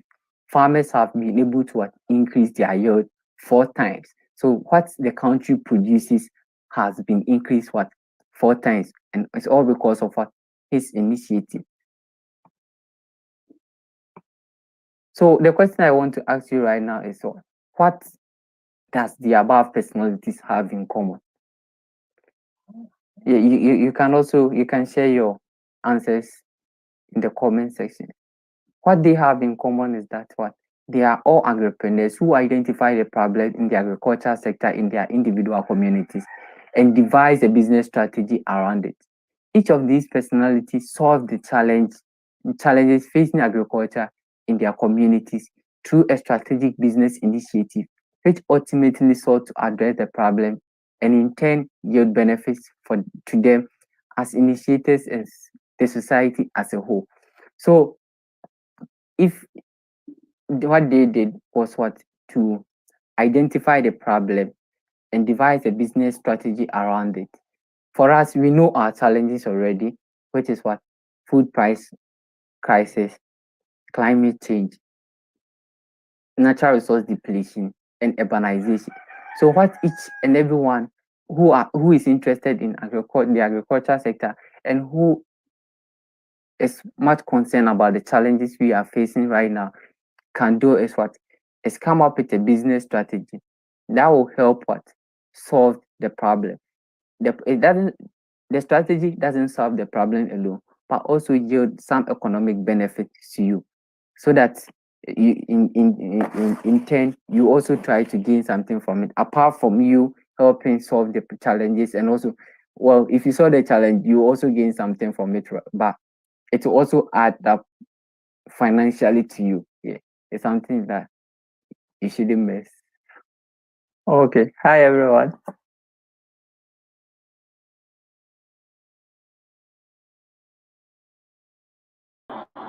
Okay, thank you very much, Gideon. The recording itself, I think we learned quite a lot, and I think the interesting part is the aspect of that there's overlap, and there's things that we can transfer out from the stories, whether it's being an innovator, being able to identify a key problem and transfer it into solving anything else. So the skills behind it are transferable outside of agriculture into different areas of our lives. So if you do have questions, just put them in the chat. Gideon has been responding within the chat itself, and I'm sure that he will be more than happy to answer them. Even though he couldn't deliver it live, he's more than happy to dialogue with you virtually. All right. And if you do have any feedback about the session, feel free to scan the link on the code on the screen rather, and we'll be more than happy to receive some of your feedback. All right. But for now, we will be actually taking a quick 5-minute break because we're going to wrap up with one last showcase right after this. Right after this, we're going to be talking about humanity, about us specifically, and how all lives matter. We'll see you in 5 minutes time.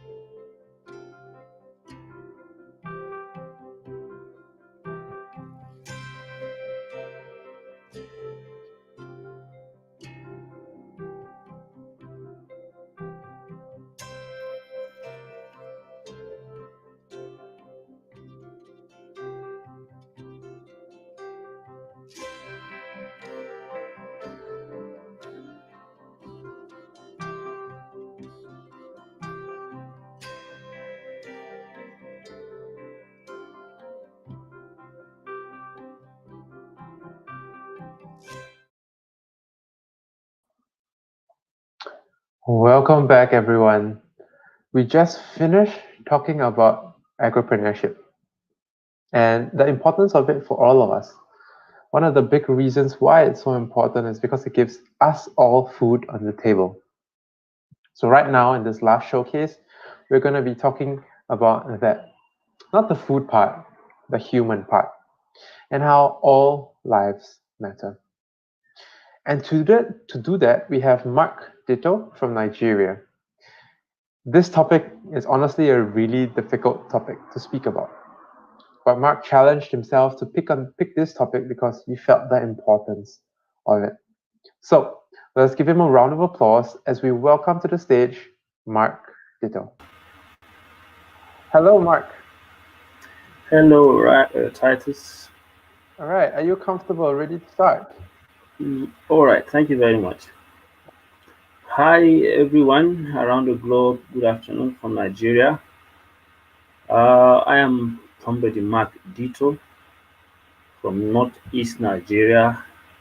I want to take this particular opportunity to thank the Commonwealth Youth Programme, the Commonwealth Student Association for this platform, and also to the Holistic for grilling us for the past 3 weeks and trying to get the better and the best out of us. So I will be talking about all life matters. Before I proceed, I will first want to ask the question: has anyone come across the word Ubuntu? Maybe in your daily lives, in your ups and downs, you may have come across the word Ubuntu. While you're still pondering on that, when you hear the word Ubuntu, what first comes to your mind? Now, some may would have heard it for the first time today. Some maybe it is a kind of a software. Maybe they have come across that bears that name. But for me to elaborate further on this, I want to start with a very short story. An anthropologist proposed a game to the African tribal children. He placed a basket of sweets near a tree and then had them stand a few 100 feet away. He said whoever reached the basket first would get all the sweets. When he said steady, ready, go, guess what all these children did? They all held each other's hands, ran towards the tree together, divided the sweets, and enjoyed them equally. The anthropologist was shocked, so he asked them why they do so. They said to him, Ubuntu, which then meant, how can one be happy when all others are sad? This demonstration of togetherness shows us the best of humanity. Even when the stakes are high, the importance of caring for people first, regardless of any differences and in any situation, is an act in the right direction. And that is what All Life Matters is about: being inclusive regardless of any differences, holding each other's hands, standing shoulder to shoulder with one another, being our brothers' keepers, irrespective of color, gender, or culture, imbibing the spirit of all for one and one for all, understanding the uniqueness in our differences. I am because you are, valuing human lives and respecting its dignity. All Life Matters is not meant to take away the Black Lives Matters movement, no. Or we're trying to rival them, no. But it is an attempt to bring about positive change in the society through diversity and inclusion. Why does all life matters? Why does all life matters? Discrimination of all forms, intolerance, poverty, hatred, greed is not just peculiar to a specific geographical location, but it is a global phenomenon. Whether from Africa to Europe to Asia to North and South America to Australia, every single country is facing this challenge in one way or the other, unlike the Black Lives Matter that is domiciled to the United States of America. Why diversity and inclusion? I will be focusing on the aspect of diversity and inclusion. When we talk about all life matters, it's a very broad topic that covers so many areas of our human endeavors. But I'd like to focus my attention on diversity and inclusion. So why diversity and inclusion? Too many people have been orchestrated, killed, and denied their rights because of the fear, greed, and hatred of other groups that consider themselves to be more superior in one way or the other. Wars, genocide, and other atrocities were committed because of lack of trust and understanding, and unwillingness to have a conversation that bridges differences that leads to peaceful negotiations.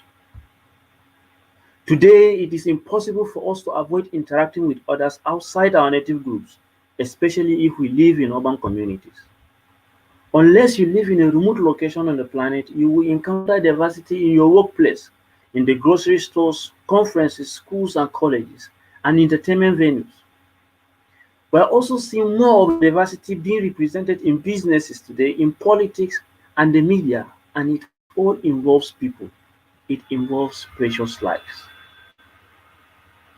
We are in one way or the other express various forms of biasness, either knowingly or unknowingly. We pass judgments that are based on some certain interest to us. For instance, you talk about the xenophobia in South Africa. I, for once, do ask myself, why is it not the blacks against the whites like it was in the US? Why is it blacks against blacks? And why was there an outcry of a campaign for all life matters, since it is the blacks against the blacks? No matter how we tend to maintain our business, no matter how we tend to mind our business, black or white, since it has not reached us or has nothing to do with us, either we like it or not, we're exhibiting it in one way or the other. In 2018, I was at a panel in defense of a young man whom I assumed to be right, even without knowing the whole truth. While the plenary was going on, I came to understand the magnitude of his offense, that he didn't open up to me, which I personally stood against. I was so embarrassed and ashamed. If I could have succeeded in passing my judgment blindly, thinking I was trying to save this specific life, unknowingly I have destroyed the life of the other party. Why does that happen? Because I went in there with an unconscious biasness. And that has been part of the reason why I'm talking about all life matters today.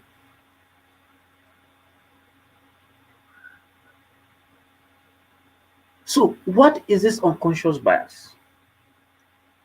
Unconscious bias are the underlying attitude and stereotype that people unconsciously attribute to another person or group of people that affect how they understand and engage with a person or group. Now, permit me to stress this issue a little bit. I do this with the hope that our eyes may suddenly open to how our present dilemma is as a result of the way we treat others unconsciously. That has been the reason why we are campaigning for all lives to matter. Unconscious bias comes in different forms. It can be either affirmative or also known as a similarity bias, the tendency to connect with others who share similar interests, experiences, and backgrounds with you. This form of biasness denies us the ability to look at stories in another dimensions, in different perspectives. It denies us the ability to view the world in another phase, in another picture. It denies us the ability to mingle with people, have people with different opinions from ours. It centers our mind to status quo, trying to maintain things the way we are because this is how it has all been. We also have the attribution bias, a phenomenon where you try to make sense of or judge a person's behavior based on a prior observations and interactions you have had with that individual that make up your perception of them. They may not actually be themselves. Like the normal sayings that says if you go to Rome, you do as the Romans do. They are not doing it because it is their own beliefs or it is because of their own opinion, but because everybody is doing it, they tend to go with people. They also have the conformity bias, the tendency where people act similar to the people around them regardless of their own personal beliefs on peer pressure. Because everybody is doing it, they are also doing it. Those people doesn't have the independency of saying their own personal beliefs and views. We also have the gender bias, where we prefer one gender or another, the ageism, the tendency we have or to have a negative view about person based on their age. We have the name bias, where the English names are preferred to the African traditional names. All these are forms of biasness, the things we exhibit sometimes not because we want to. But I believe if only we can take into our mind the importance of all life matters, it will help us set the right path. Unconscious bias, prejudice, lack of information, influence of the media, and teachings coming from our cultural and social beliefs all impact the way that we interact with others. For example, we are often informed by the beliefs and value system we are exposed to, including through our family, through our friends, and the things we learn at school. This deeply ingrained beliefs and value system can also lead to actions and reactions that can sometimes be exclusive and unfair. As we continue to exhibit these habits, the lives we are supposed to make better, we're making them worse off. Every day, millions of people now travel or migrate from one part of the world to another in search for better opportunities and living conditions. Whether you like it or not, you have no choice but to embrace this social phenomenon and celebrate it as a citizen of the world. You stand to benefit a lot, both as an individual, as a global society, if we learn to live and respect people who are different from us. What you can do.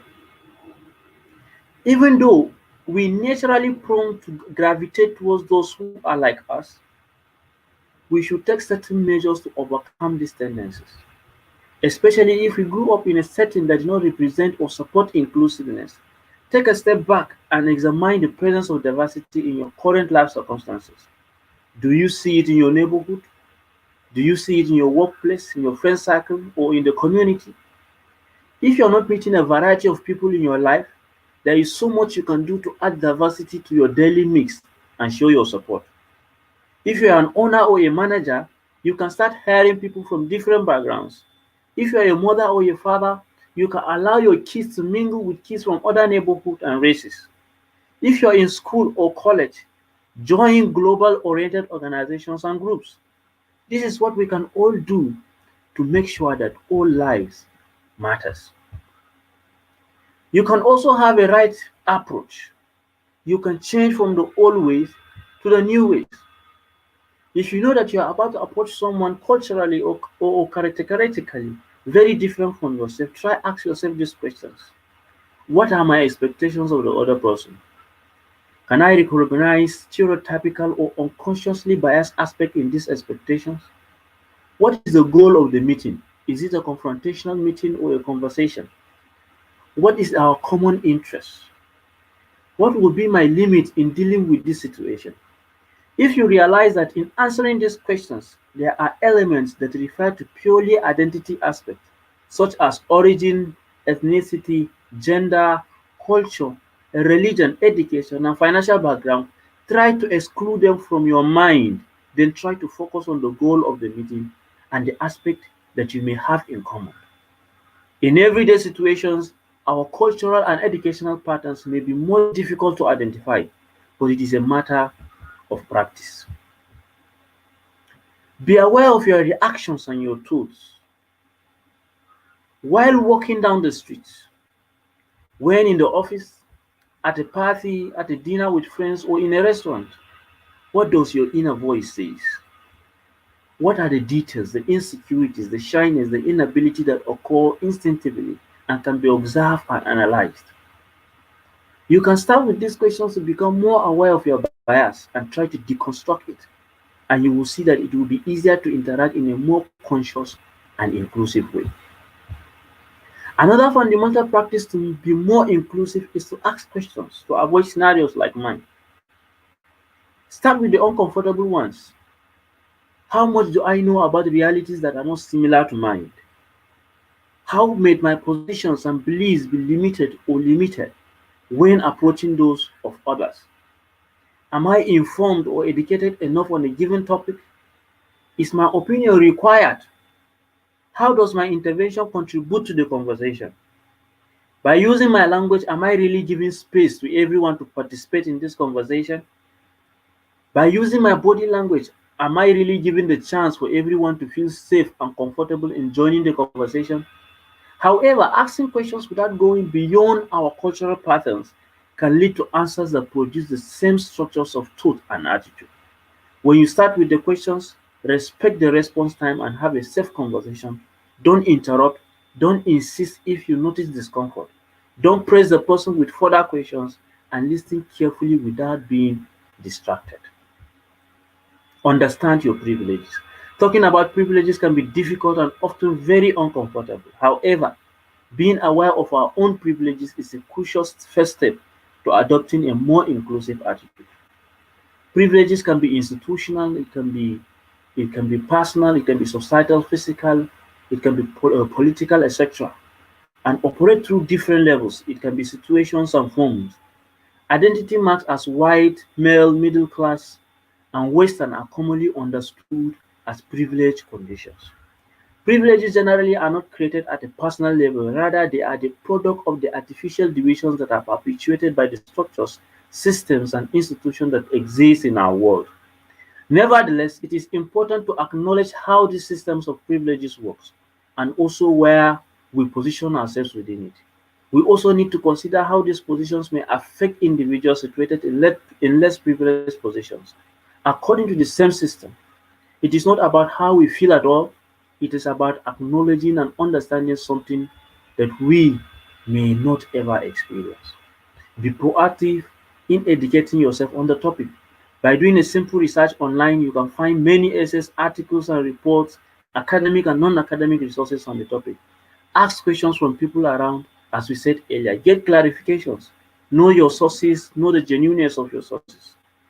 You don't have time or desire to read articles or reports, try to follow social media accounts of people who advocate on the topic. It doesn't matter which channels you use to inform yourself, but it matters that you do it in a proactive way. Don't wait for the people affected by the problem to show you how to be better. Everyone is responsible for improving their own reality. Everyone has the power to change things and learn to make the world more livable and sustainable for everybody.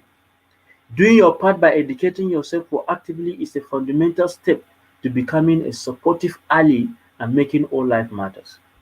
Working collectively and feeling part of a community with a common goals leads to more effective and suitable results for all. Collectively,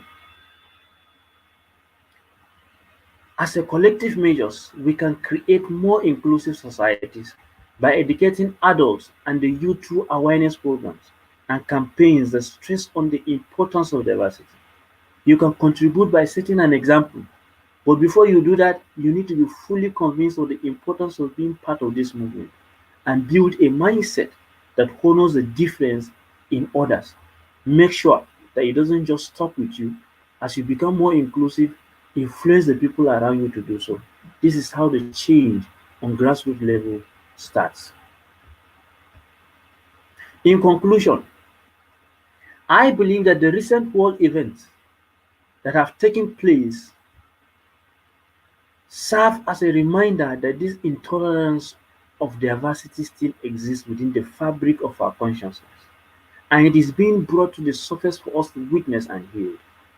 If we don't take action to nip these radical and ignorant ideas in the bud, we will suffer long-term consequences due to the lack of cohesion and unity amongst our people.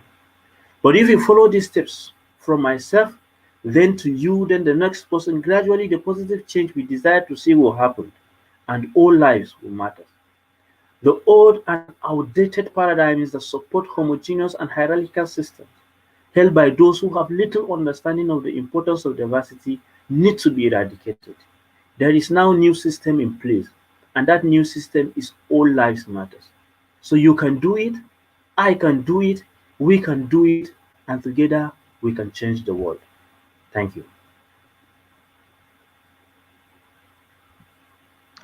Thank you very much, Mark. That was a short, sharp, and powerful message. And I think the way you phrased it right at the beginning was a good way to end the showcase off with the word Ubuntu, or humanity towards others. So very amazing word. I think now we are moving on to questions and answers. So if you do have any questions for Mark, please put it in the chat. We will be sure to get to it. And if you don't, feel free to actually scan the QR code on the screen. We would love to get your feedback and for you to connect directly with us. So Mark, I think there are a few questions already streaming in. And let's start with the first one from Donovan. So Donovan is asking, on the topic of unconscious bias, what happens if they are a bit more ingrained, like to a level of our beliefs? Yes, like I've stressed that most of these the unconscious bias come up as a result of the beliefs. Sometimes they're ingrained in our own beliefs. So, like I said, it is a matter of practice, and it is a matter of approach. If you truly you really wants to change, now you can start. Okay, ask yourself some certain questions. Now, before you go out, it has to do with people. When you go out to meet people, ask them, ask yourself questions. What is the common ground that we have? We are different. We come from a diverse. Everybody has his own beliefs. Everybody is ingrained by either the beliefs or by either your education. Now, when you're meeting people, you need to ask yourself, you go with the right approach. You change the norms from the way you usually are to be more accommodative, trying to approach the matter in a more diverse way. It is a matter of practice. No matter how ingrained they are in your beliefs, is a matter of practice. Gradually, when you practice this, the more gradually, starting from where you are, you begin to affect change. Before you realize, you see, you begin to have a more wide view. You begin to have a global view. It will no longer be a selfish view. You know, it will no longer be about it is not about me. No, it is about the person I am meeting. It's about the change that I want to impact. It's about trying to see how we can be able to eliminate any culture that is in us that any other person cannot be able to accept. Okay, great. I love that question, that answer. So it's practice, practice, practice, and that will change our beliefs. I think there are a few more questions that are streaming in. I do have a question for you myself, Mark. All right. And I love some of the examples that you were giving about the unconscious bias. Maybe you could share a bit more about some of the actual ways that some of these unconscious bias actually plays out in real life. Yes. Now, let's say, for example, now we have this sense of judgment about people, most especially, for example, you meet somebody, from hearing his name, and and let's say, for example, the university he comes from. Okay, let's say I introduce myself. Mark is an English name. Mark is an English name, and I'm a graduate of Harvard University. And somebody with another name, let's say an African traditional name, introduce himself and mention a name of a university that is you have never even heard about it. Now you begin to have a preferential treatment towards the person whom you think has an English name and also come from Harvard University, because everybody knows Harvard University, one of the best universities in the world. Now, we tend to make our judgments based on that. These are the practical steps. Apart from that, when we talk about the gender bias, whereby you prefer, they say naturally men are attracted to women. Likewise, women, it is no longer based on merit. It is based on the things we see in the people, that just based on assumptions. Let me use the word assumptions, based on assumptions. So it is in our daily lives. We exhibit it in our daily, when we make judgments, when we meet people, whom we want to dialogue with, who we want to relate with, who we want to identify with. All of these are practical examples that comes as a result of unconscious bias. I guess I answered your question.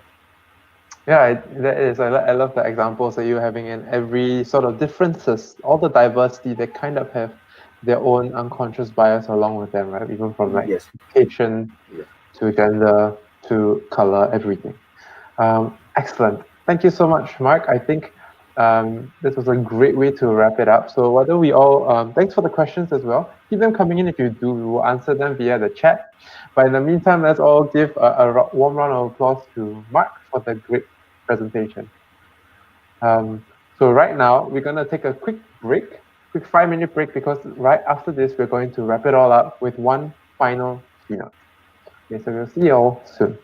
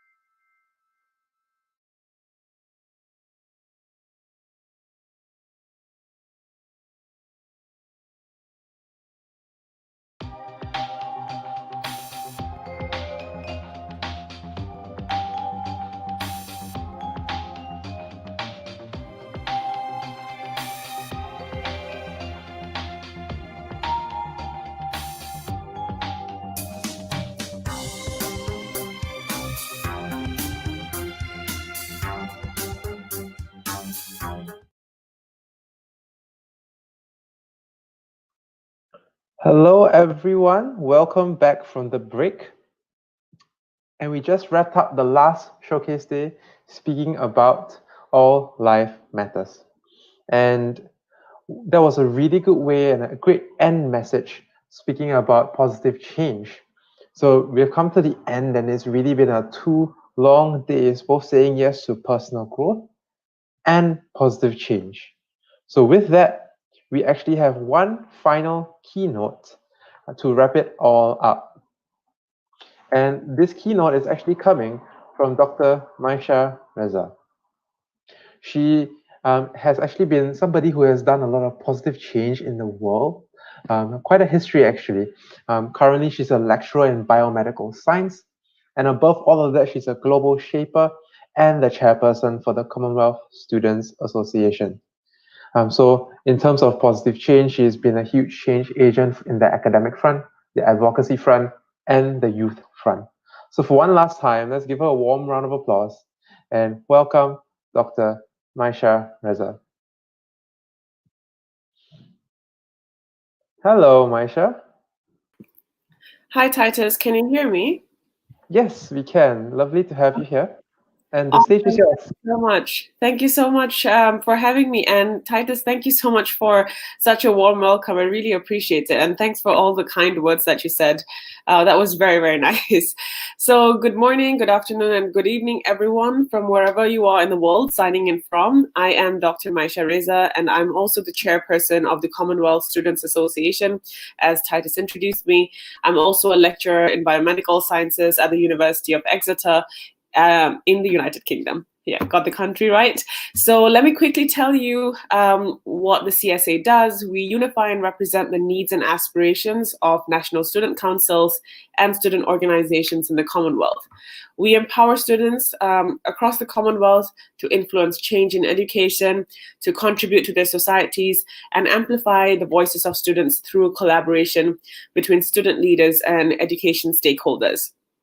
We're also key in supporting and advocating for their concerns to education ministers and different stakeholders, and offering services to develop their capacity of students to participate in decision making. So we're really big on students having a seat at the decision-making table and having a legitimate voice at the decision-making table. We're also working very strongly against tokenizing young people and having like a tick box where you just tick, their participation and then not really have them engaged in a meaningful way. So given the kind of work that we do, we were really excited to be partnering with HHHolistic and the Global Apprenticeship Network together with the Commonwealth Youth Programme. And that's how the YES program, which is the Youth Employability Skills Program, actually materialized.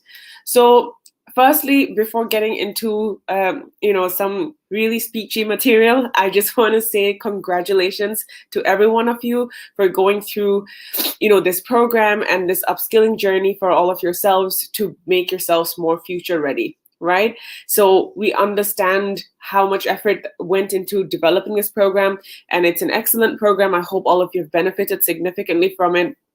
It was keeping you in mind, focused on research and communication, collaboration, leadership skills, which are essential for the 21st century workplace. And we all know that.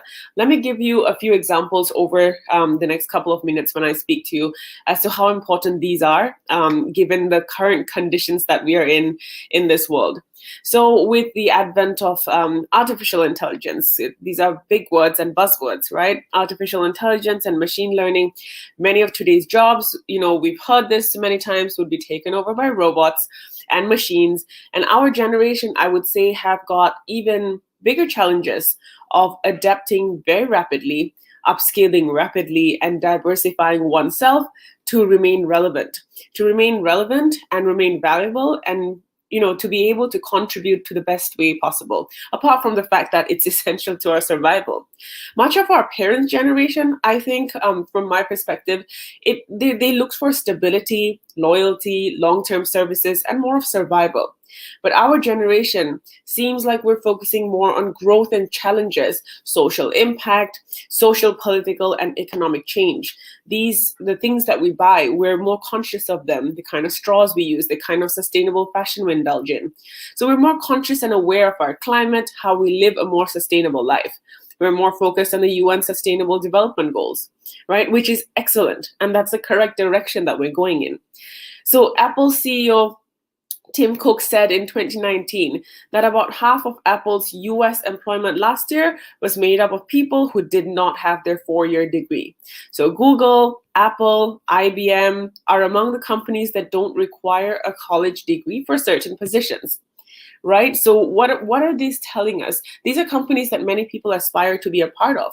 And it just shows us, I wouldn't say that academic college degrees are not important. That would be very strange, given that I went, in a completely academic path in my life. I ended up being a scientist and then a lecturer.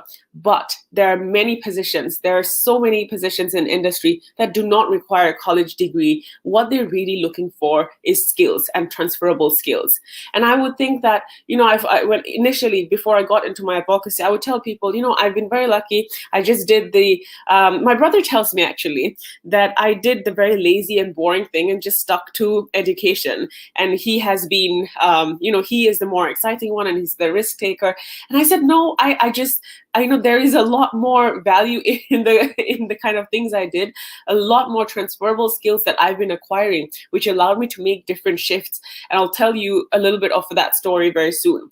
So in my career right now, and also a couple of years back, I have been sitting on several employability skills board, which is basically a tripartite relationship with industry leaders, with academics and student representatives. And what I find is that these industry leaders, when they talk to us about what our graduates need, they're very, very focused on the kind of skills they're looking for. They hardly ever say, we want a first class honors or we want a second upper. It hardly ever comes up in that conversation. The degree in itself, of course, they're sitting with the university board, so therefore there's an assumption that, you need that degree to get into those specific fields, but they're very, very focused on skills. They're focused on communication. They're focused on whether the students that are graduating, they can take, they can take up leadership positions. They can sit in a position and think on the spot because things can go wrong very easily. Can they answer a phone call? That was something very strange, but some of the industry leaders were saying, the graduate students, they come on with us. They're afraid to answer a phone call. They're very smart. They're first class students, but they're very basic things that they're not able to do, which just makes them uncompetitive. And therefore, this was always something that was cliche, but it says that just because you get a first class honors doesn't mean that you're successful in life. And I see that more and more over these periods of time that I'm working, right? So I would like to encourage all of us to continue thinking about growth, to challenge ourselves and find ways to keep ourselves valuable and marketable. And a degree is great. Having more degrees is also great. Going through and diversifying into other postgraduate education is also great. But nonetheless, we should remember that the foundation is basically how we take the skills along. My grandfather would always tell me, darling, knowledge is power, so you study hard. And that still holds true, but I would add that in our generation, what's really important is that knowledge and transferable skills is what is powerful, and that helps to amplify our value. So very short personal story. When I was very, very young, I was a little girl. When people would ask me, what do you want to become? I would genuinely start off saying, as a child, a princess. And at some point when my parents, they never really stopped me. So I have to be very grateful to them for that. But at some point when I realized that's not a real job, you can't apply for that, or you can't really aspire to be one, I chose to be what my role model was, basically a lawyer. My granduncle is a chief justice, was a chief justice in Bangladesh. My grandfather is a barrister at law, and he worked at the Supreme Court in Bangladesh. So I was around them a lot, and I got very inspired. And I wanted to be a lawyer for 10, 12 years. And that is something that I've been aspiring towards and working towards and adding skills and, making myself marketable, doing all of these internships. Next thing I know, I'm not sure how this happened. I still am trying to figure out that story. I'm into life sciences because I do enjoy that as well. So I'm doing life sciences. I go get my PhD, and my lawyer dreams just go out of the window. But I happily move on the scientist career. And I was a lab-based researcher. And from there, I did all of this, all of my education, as well as my my PhD, my postgrad in Singapore. And within a short period of time, I just, get into lecturing in the United Kingdom. Now, I am making lots of transitions here from my dreams to the kind of career path that I'm choosing. Now I feel like I'm in a place where my passion, my effort, energy are all, aligning, and I'm finally at a place. But it took me some time to, consider different options and get here today. But what is the most important part of all of this is that from wanting to become a lawyer and doing internships in law firms to becoming a scientist, working in a research lab, working with mice, and now becoming a lecturer, focusing very much on people and students and service in that sense. So, and in between all of this, I just intersperse my advocacy work and I run them in parallel as well. And that's something that really highlighted to me that it doesn't really matter what profession you go into or what profession you're aspiring to. Something that binds all of them are basically your transferable skills. So I'm really happy. I'm really, really happy to be a part of this. I'm very proud of all of you for taking that step and signing up for this program and getting selected. It was a rather competitive process. When we talked about it, everyone was really impressed with the backgrounds that you're coming from, with the change mindset, with the learning growth mindset that you've all come into this program. So if you're asking me what are the most needed skills for young people, to become that force of change, and I would say, empathetic leadership and problem solving, communication is very effective. Communication is highly, highly critical. Organization, time management, resilience and stress management, in particular, given the COVID situation that we have right now. Yeah. So I won't talk about industry-specific skills like AI and all of that. That we all know what's going on. But I think the softer skills is what sets us apart. Because remember, whether it's degrees or whether it's there are many people like us. We're supposed to look for our unique selling point, but that can only be amplified with certain skills development. So I would tell you to keep growing, keep taking the initiative. I keep doing that myself as well. Even right now, I look for different leadership programs to join. I've gotten so much exposure thanks to, joining the Commonwealth and all the advocacy work that I do. I've gotten so much exposure, I've gotten so much training, but I still feel like I need more training. So my supervisors are always trying to find which training to put me in now because she wants to go for another training.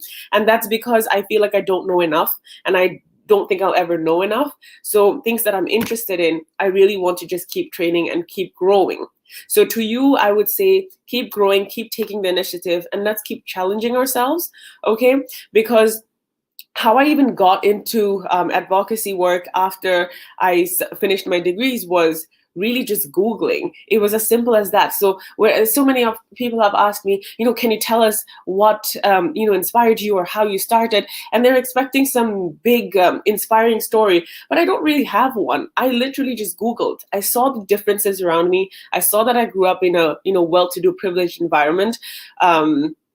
In my family, like we were, very stable and all of that. And then I looked around me and I saw that, most people didn't have what I had. And I thought, okay, this is, privilege. It's a platform for voice and advocacy and action. Let's do something. So I Googled and said, education, NGOs, global. I just put in some keywords, and I actually started as a global youth ambassador for Their World, which was founded by Sarah Brown. And that was completely voluntary and completely out of the blue. Next thing I know, I'm there doing an internship with a lady from the United Nations. And then it just kept progressing. And then I come to the Commonwealth. So if you ask me what I started doing, I actually just took the initiative to see what I can do to make that change. I did find that I was making changes, in the long term, just that I couldn't see it so quickly through my education and through my PhD and through my research and all of that. But I felt like my energy was still constrained and it wasn't radiating the way that I wanted it to. So Google is what I did. And that is as inspiring as it can get as to how I started this journey.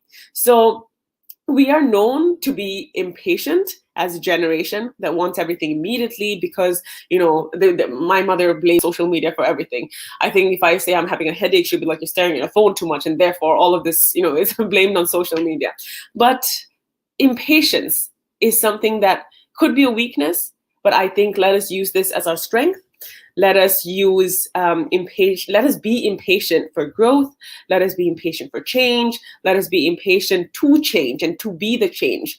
And let us be impatient for accountability, for strong, honest, transparent leadership. Let us be impatient to make a difference in the world, even if it's not global. Let's make sure we make a difference in our own little worlds. So people often tell me, all of this work that you're doing, you can't change the world. So much of your effort would go to waste, but I'm not even looking for that. I'm just looking to make sure that while I live in this world, I can make a difference in the world around me. And I know you're fulfilling that vision too. So thank you very much for having me. It's such a pleasure and really a privilege to be speaking to such brilliant young people like yourselves. Thank you so much, Maisha. That was a very nice wrap up to everything. I love what you said about the initiative and the impatience to grow, which was a very good way to wrap up what we're saying about saying yes to both personal growth and positive change. Since we have you here, I hope you don't mind. We are really glad to have you as a partner, and we are looking forward to bringing this to a wider audience moving forward. Definitely, Titus. All right. So if you don't mind, also, we would love to just say bye to everyone. So we're going to bring everyone, all the speakers on, just to say a quick bye to everyone. So right now, we're going to pop on everyone. So welcome back, Abhishek, Dominica, Gideon, Mark, and Ryan. Okay, so we do have a limitation on that. But we have all our speakers here, and I think everybody had a wonderful and long day. It's been 2 long and great days here on with these showcase days, both on personal growth and positive change. And I think, like what Maisha was saying, this is just the beginning. There's a lot more that we can pick up and a lot more opportunities that we can take and grow in. So with that, if you do have questions, stay connected with CSA, with the Commonwealth, and with Holistic, because we would love to always share more of these opportunities as they come up. After this, we actually have another session with the Commonwealth going on that we will share the information with you. But for right now, we'd like to thank everyone who's listening. We'd like to thank all the speakers, and from everyone here at the Holistic, Commonwealth Youth Programme, and Commonwealth Action Series. I think sincerely we want to thank you for being here and being in charge of your personal growth and positive change. So bye, everybody. Thanks for your time. Bye, everyone. Bye-bye. Bye.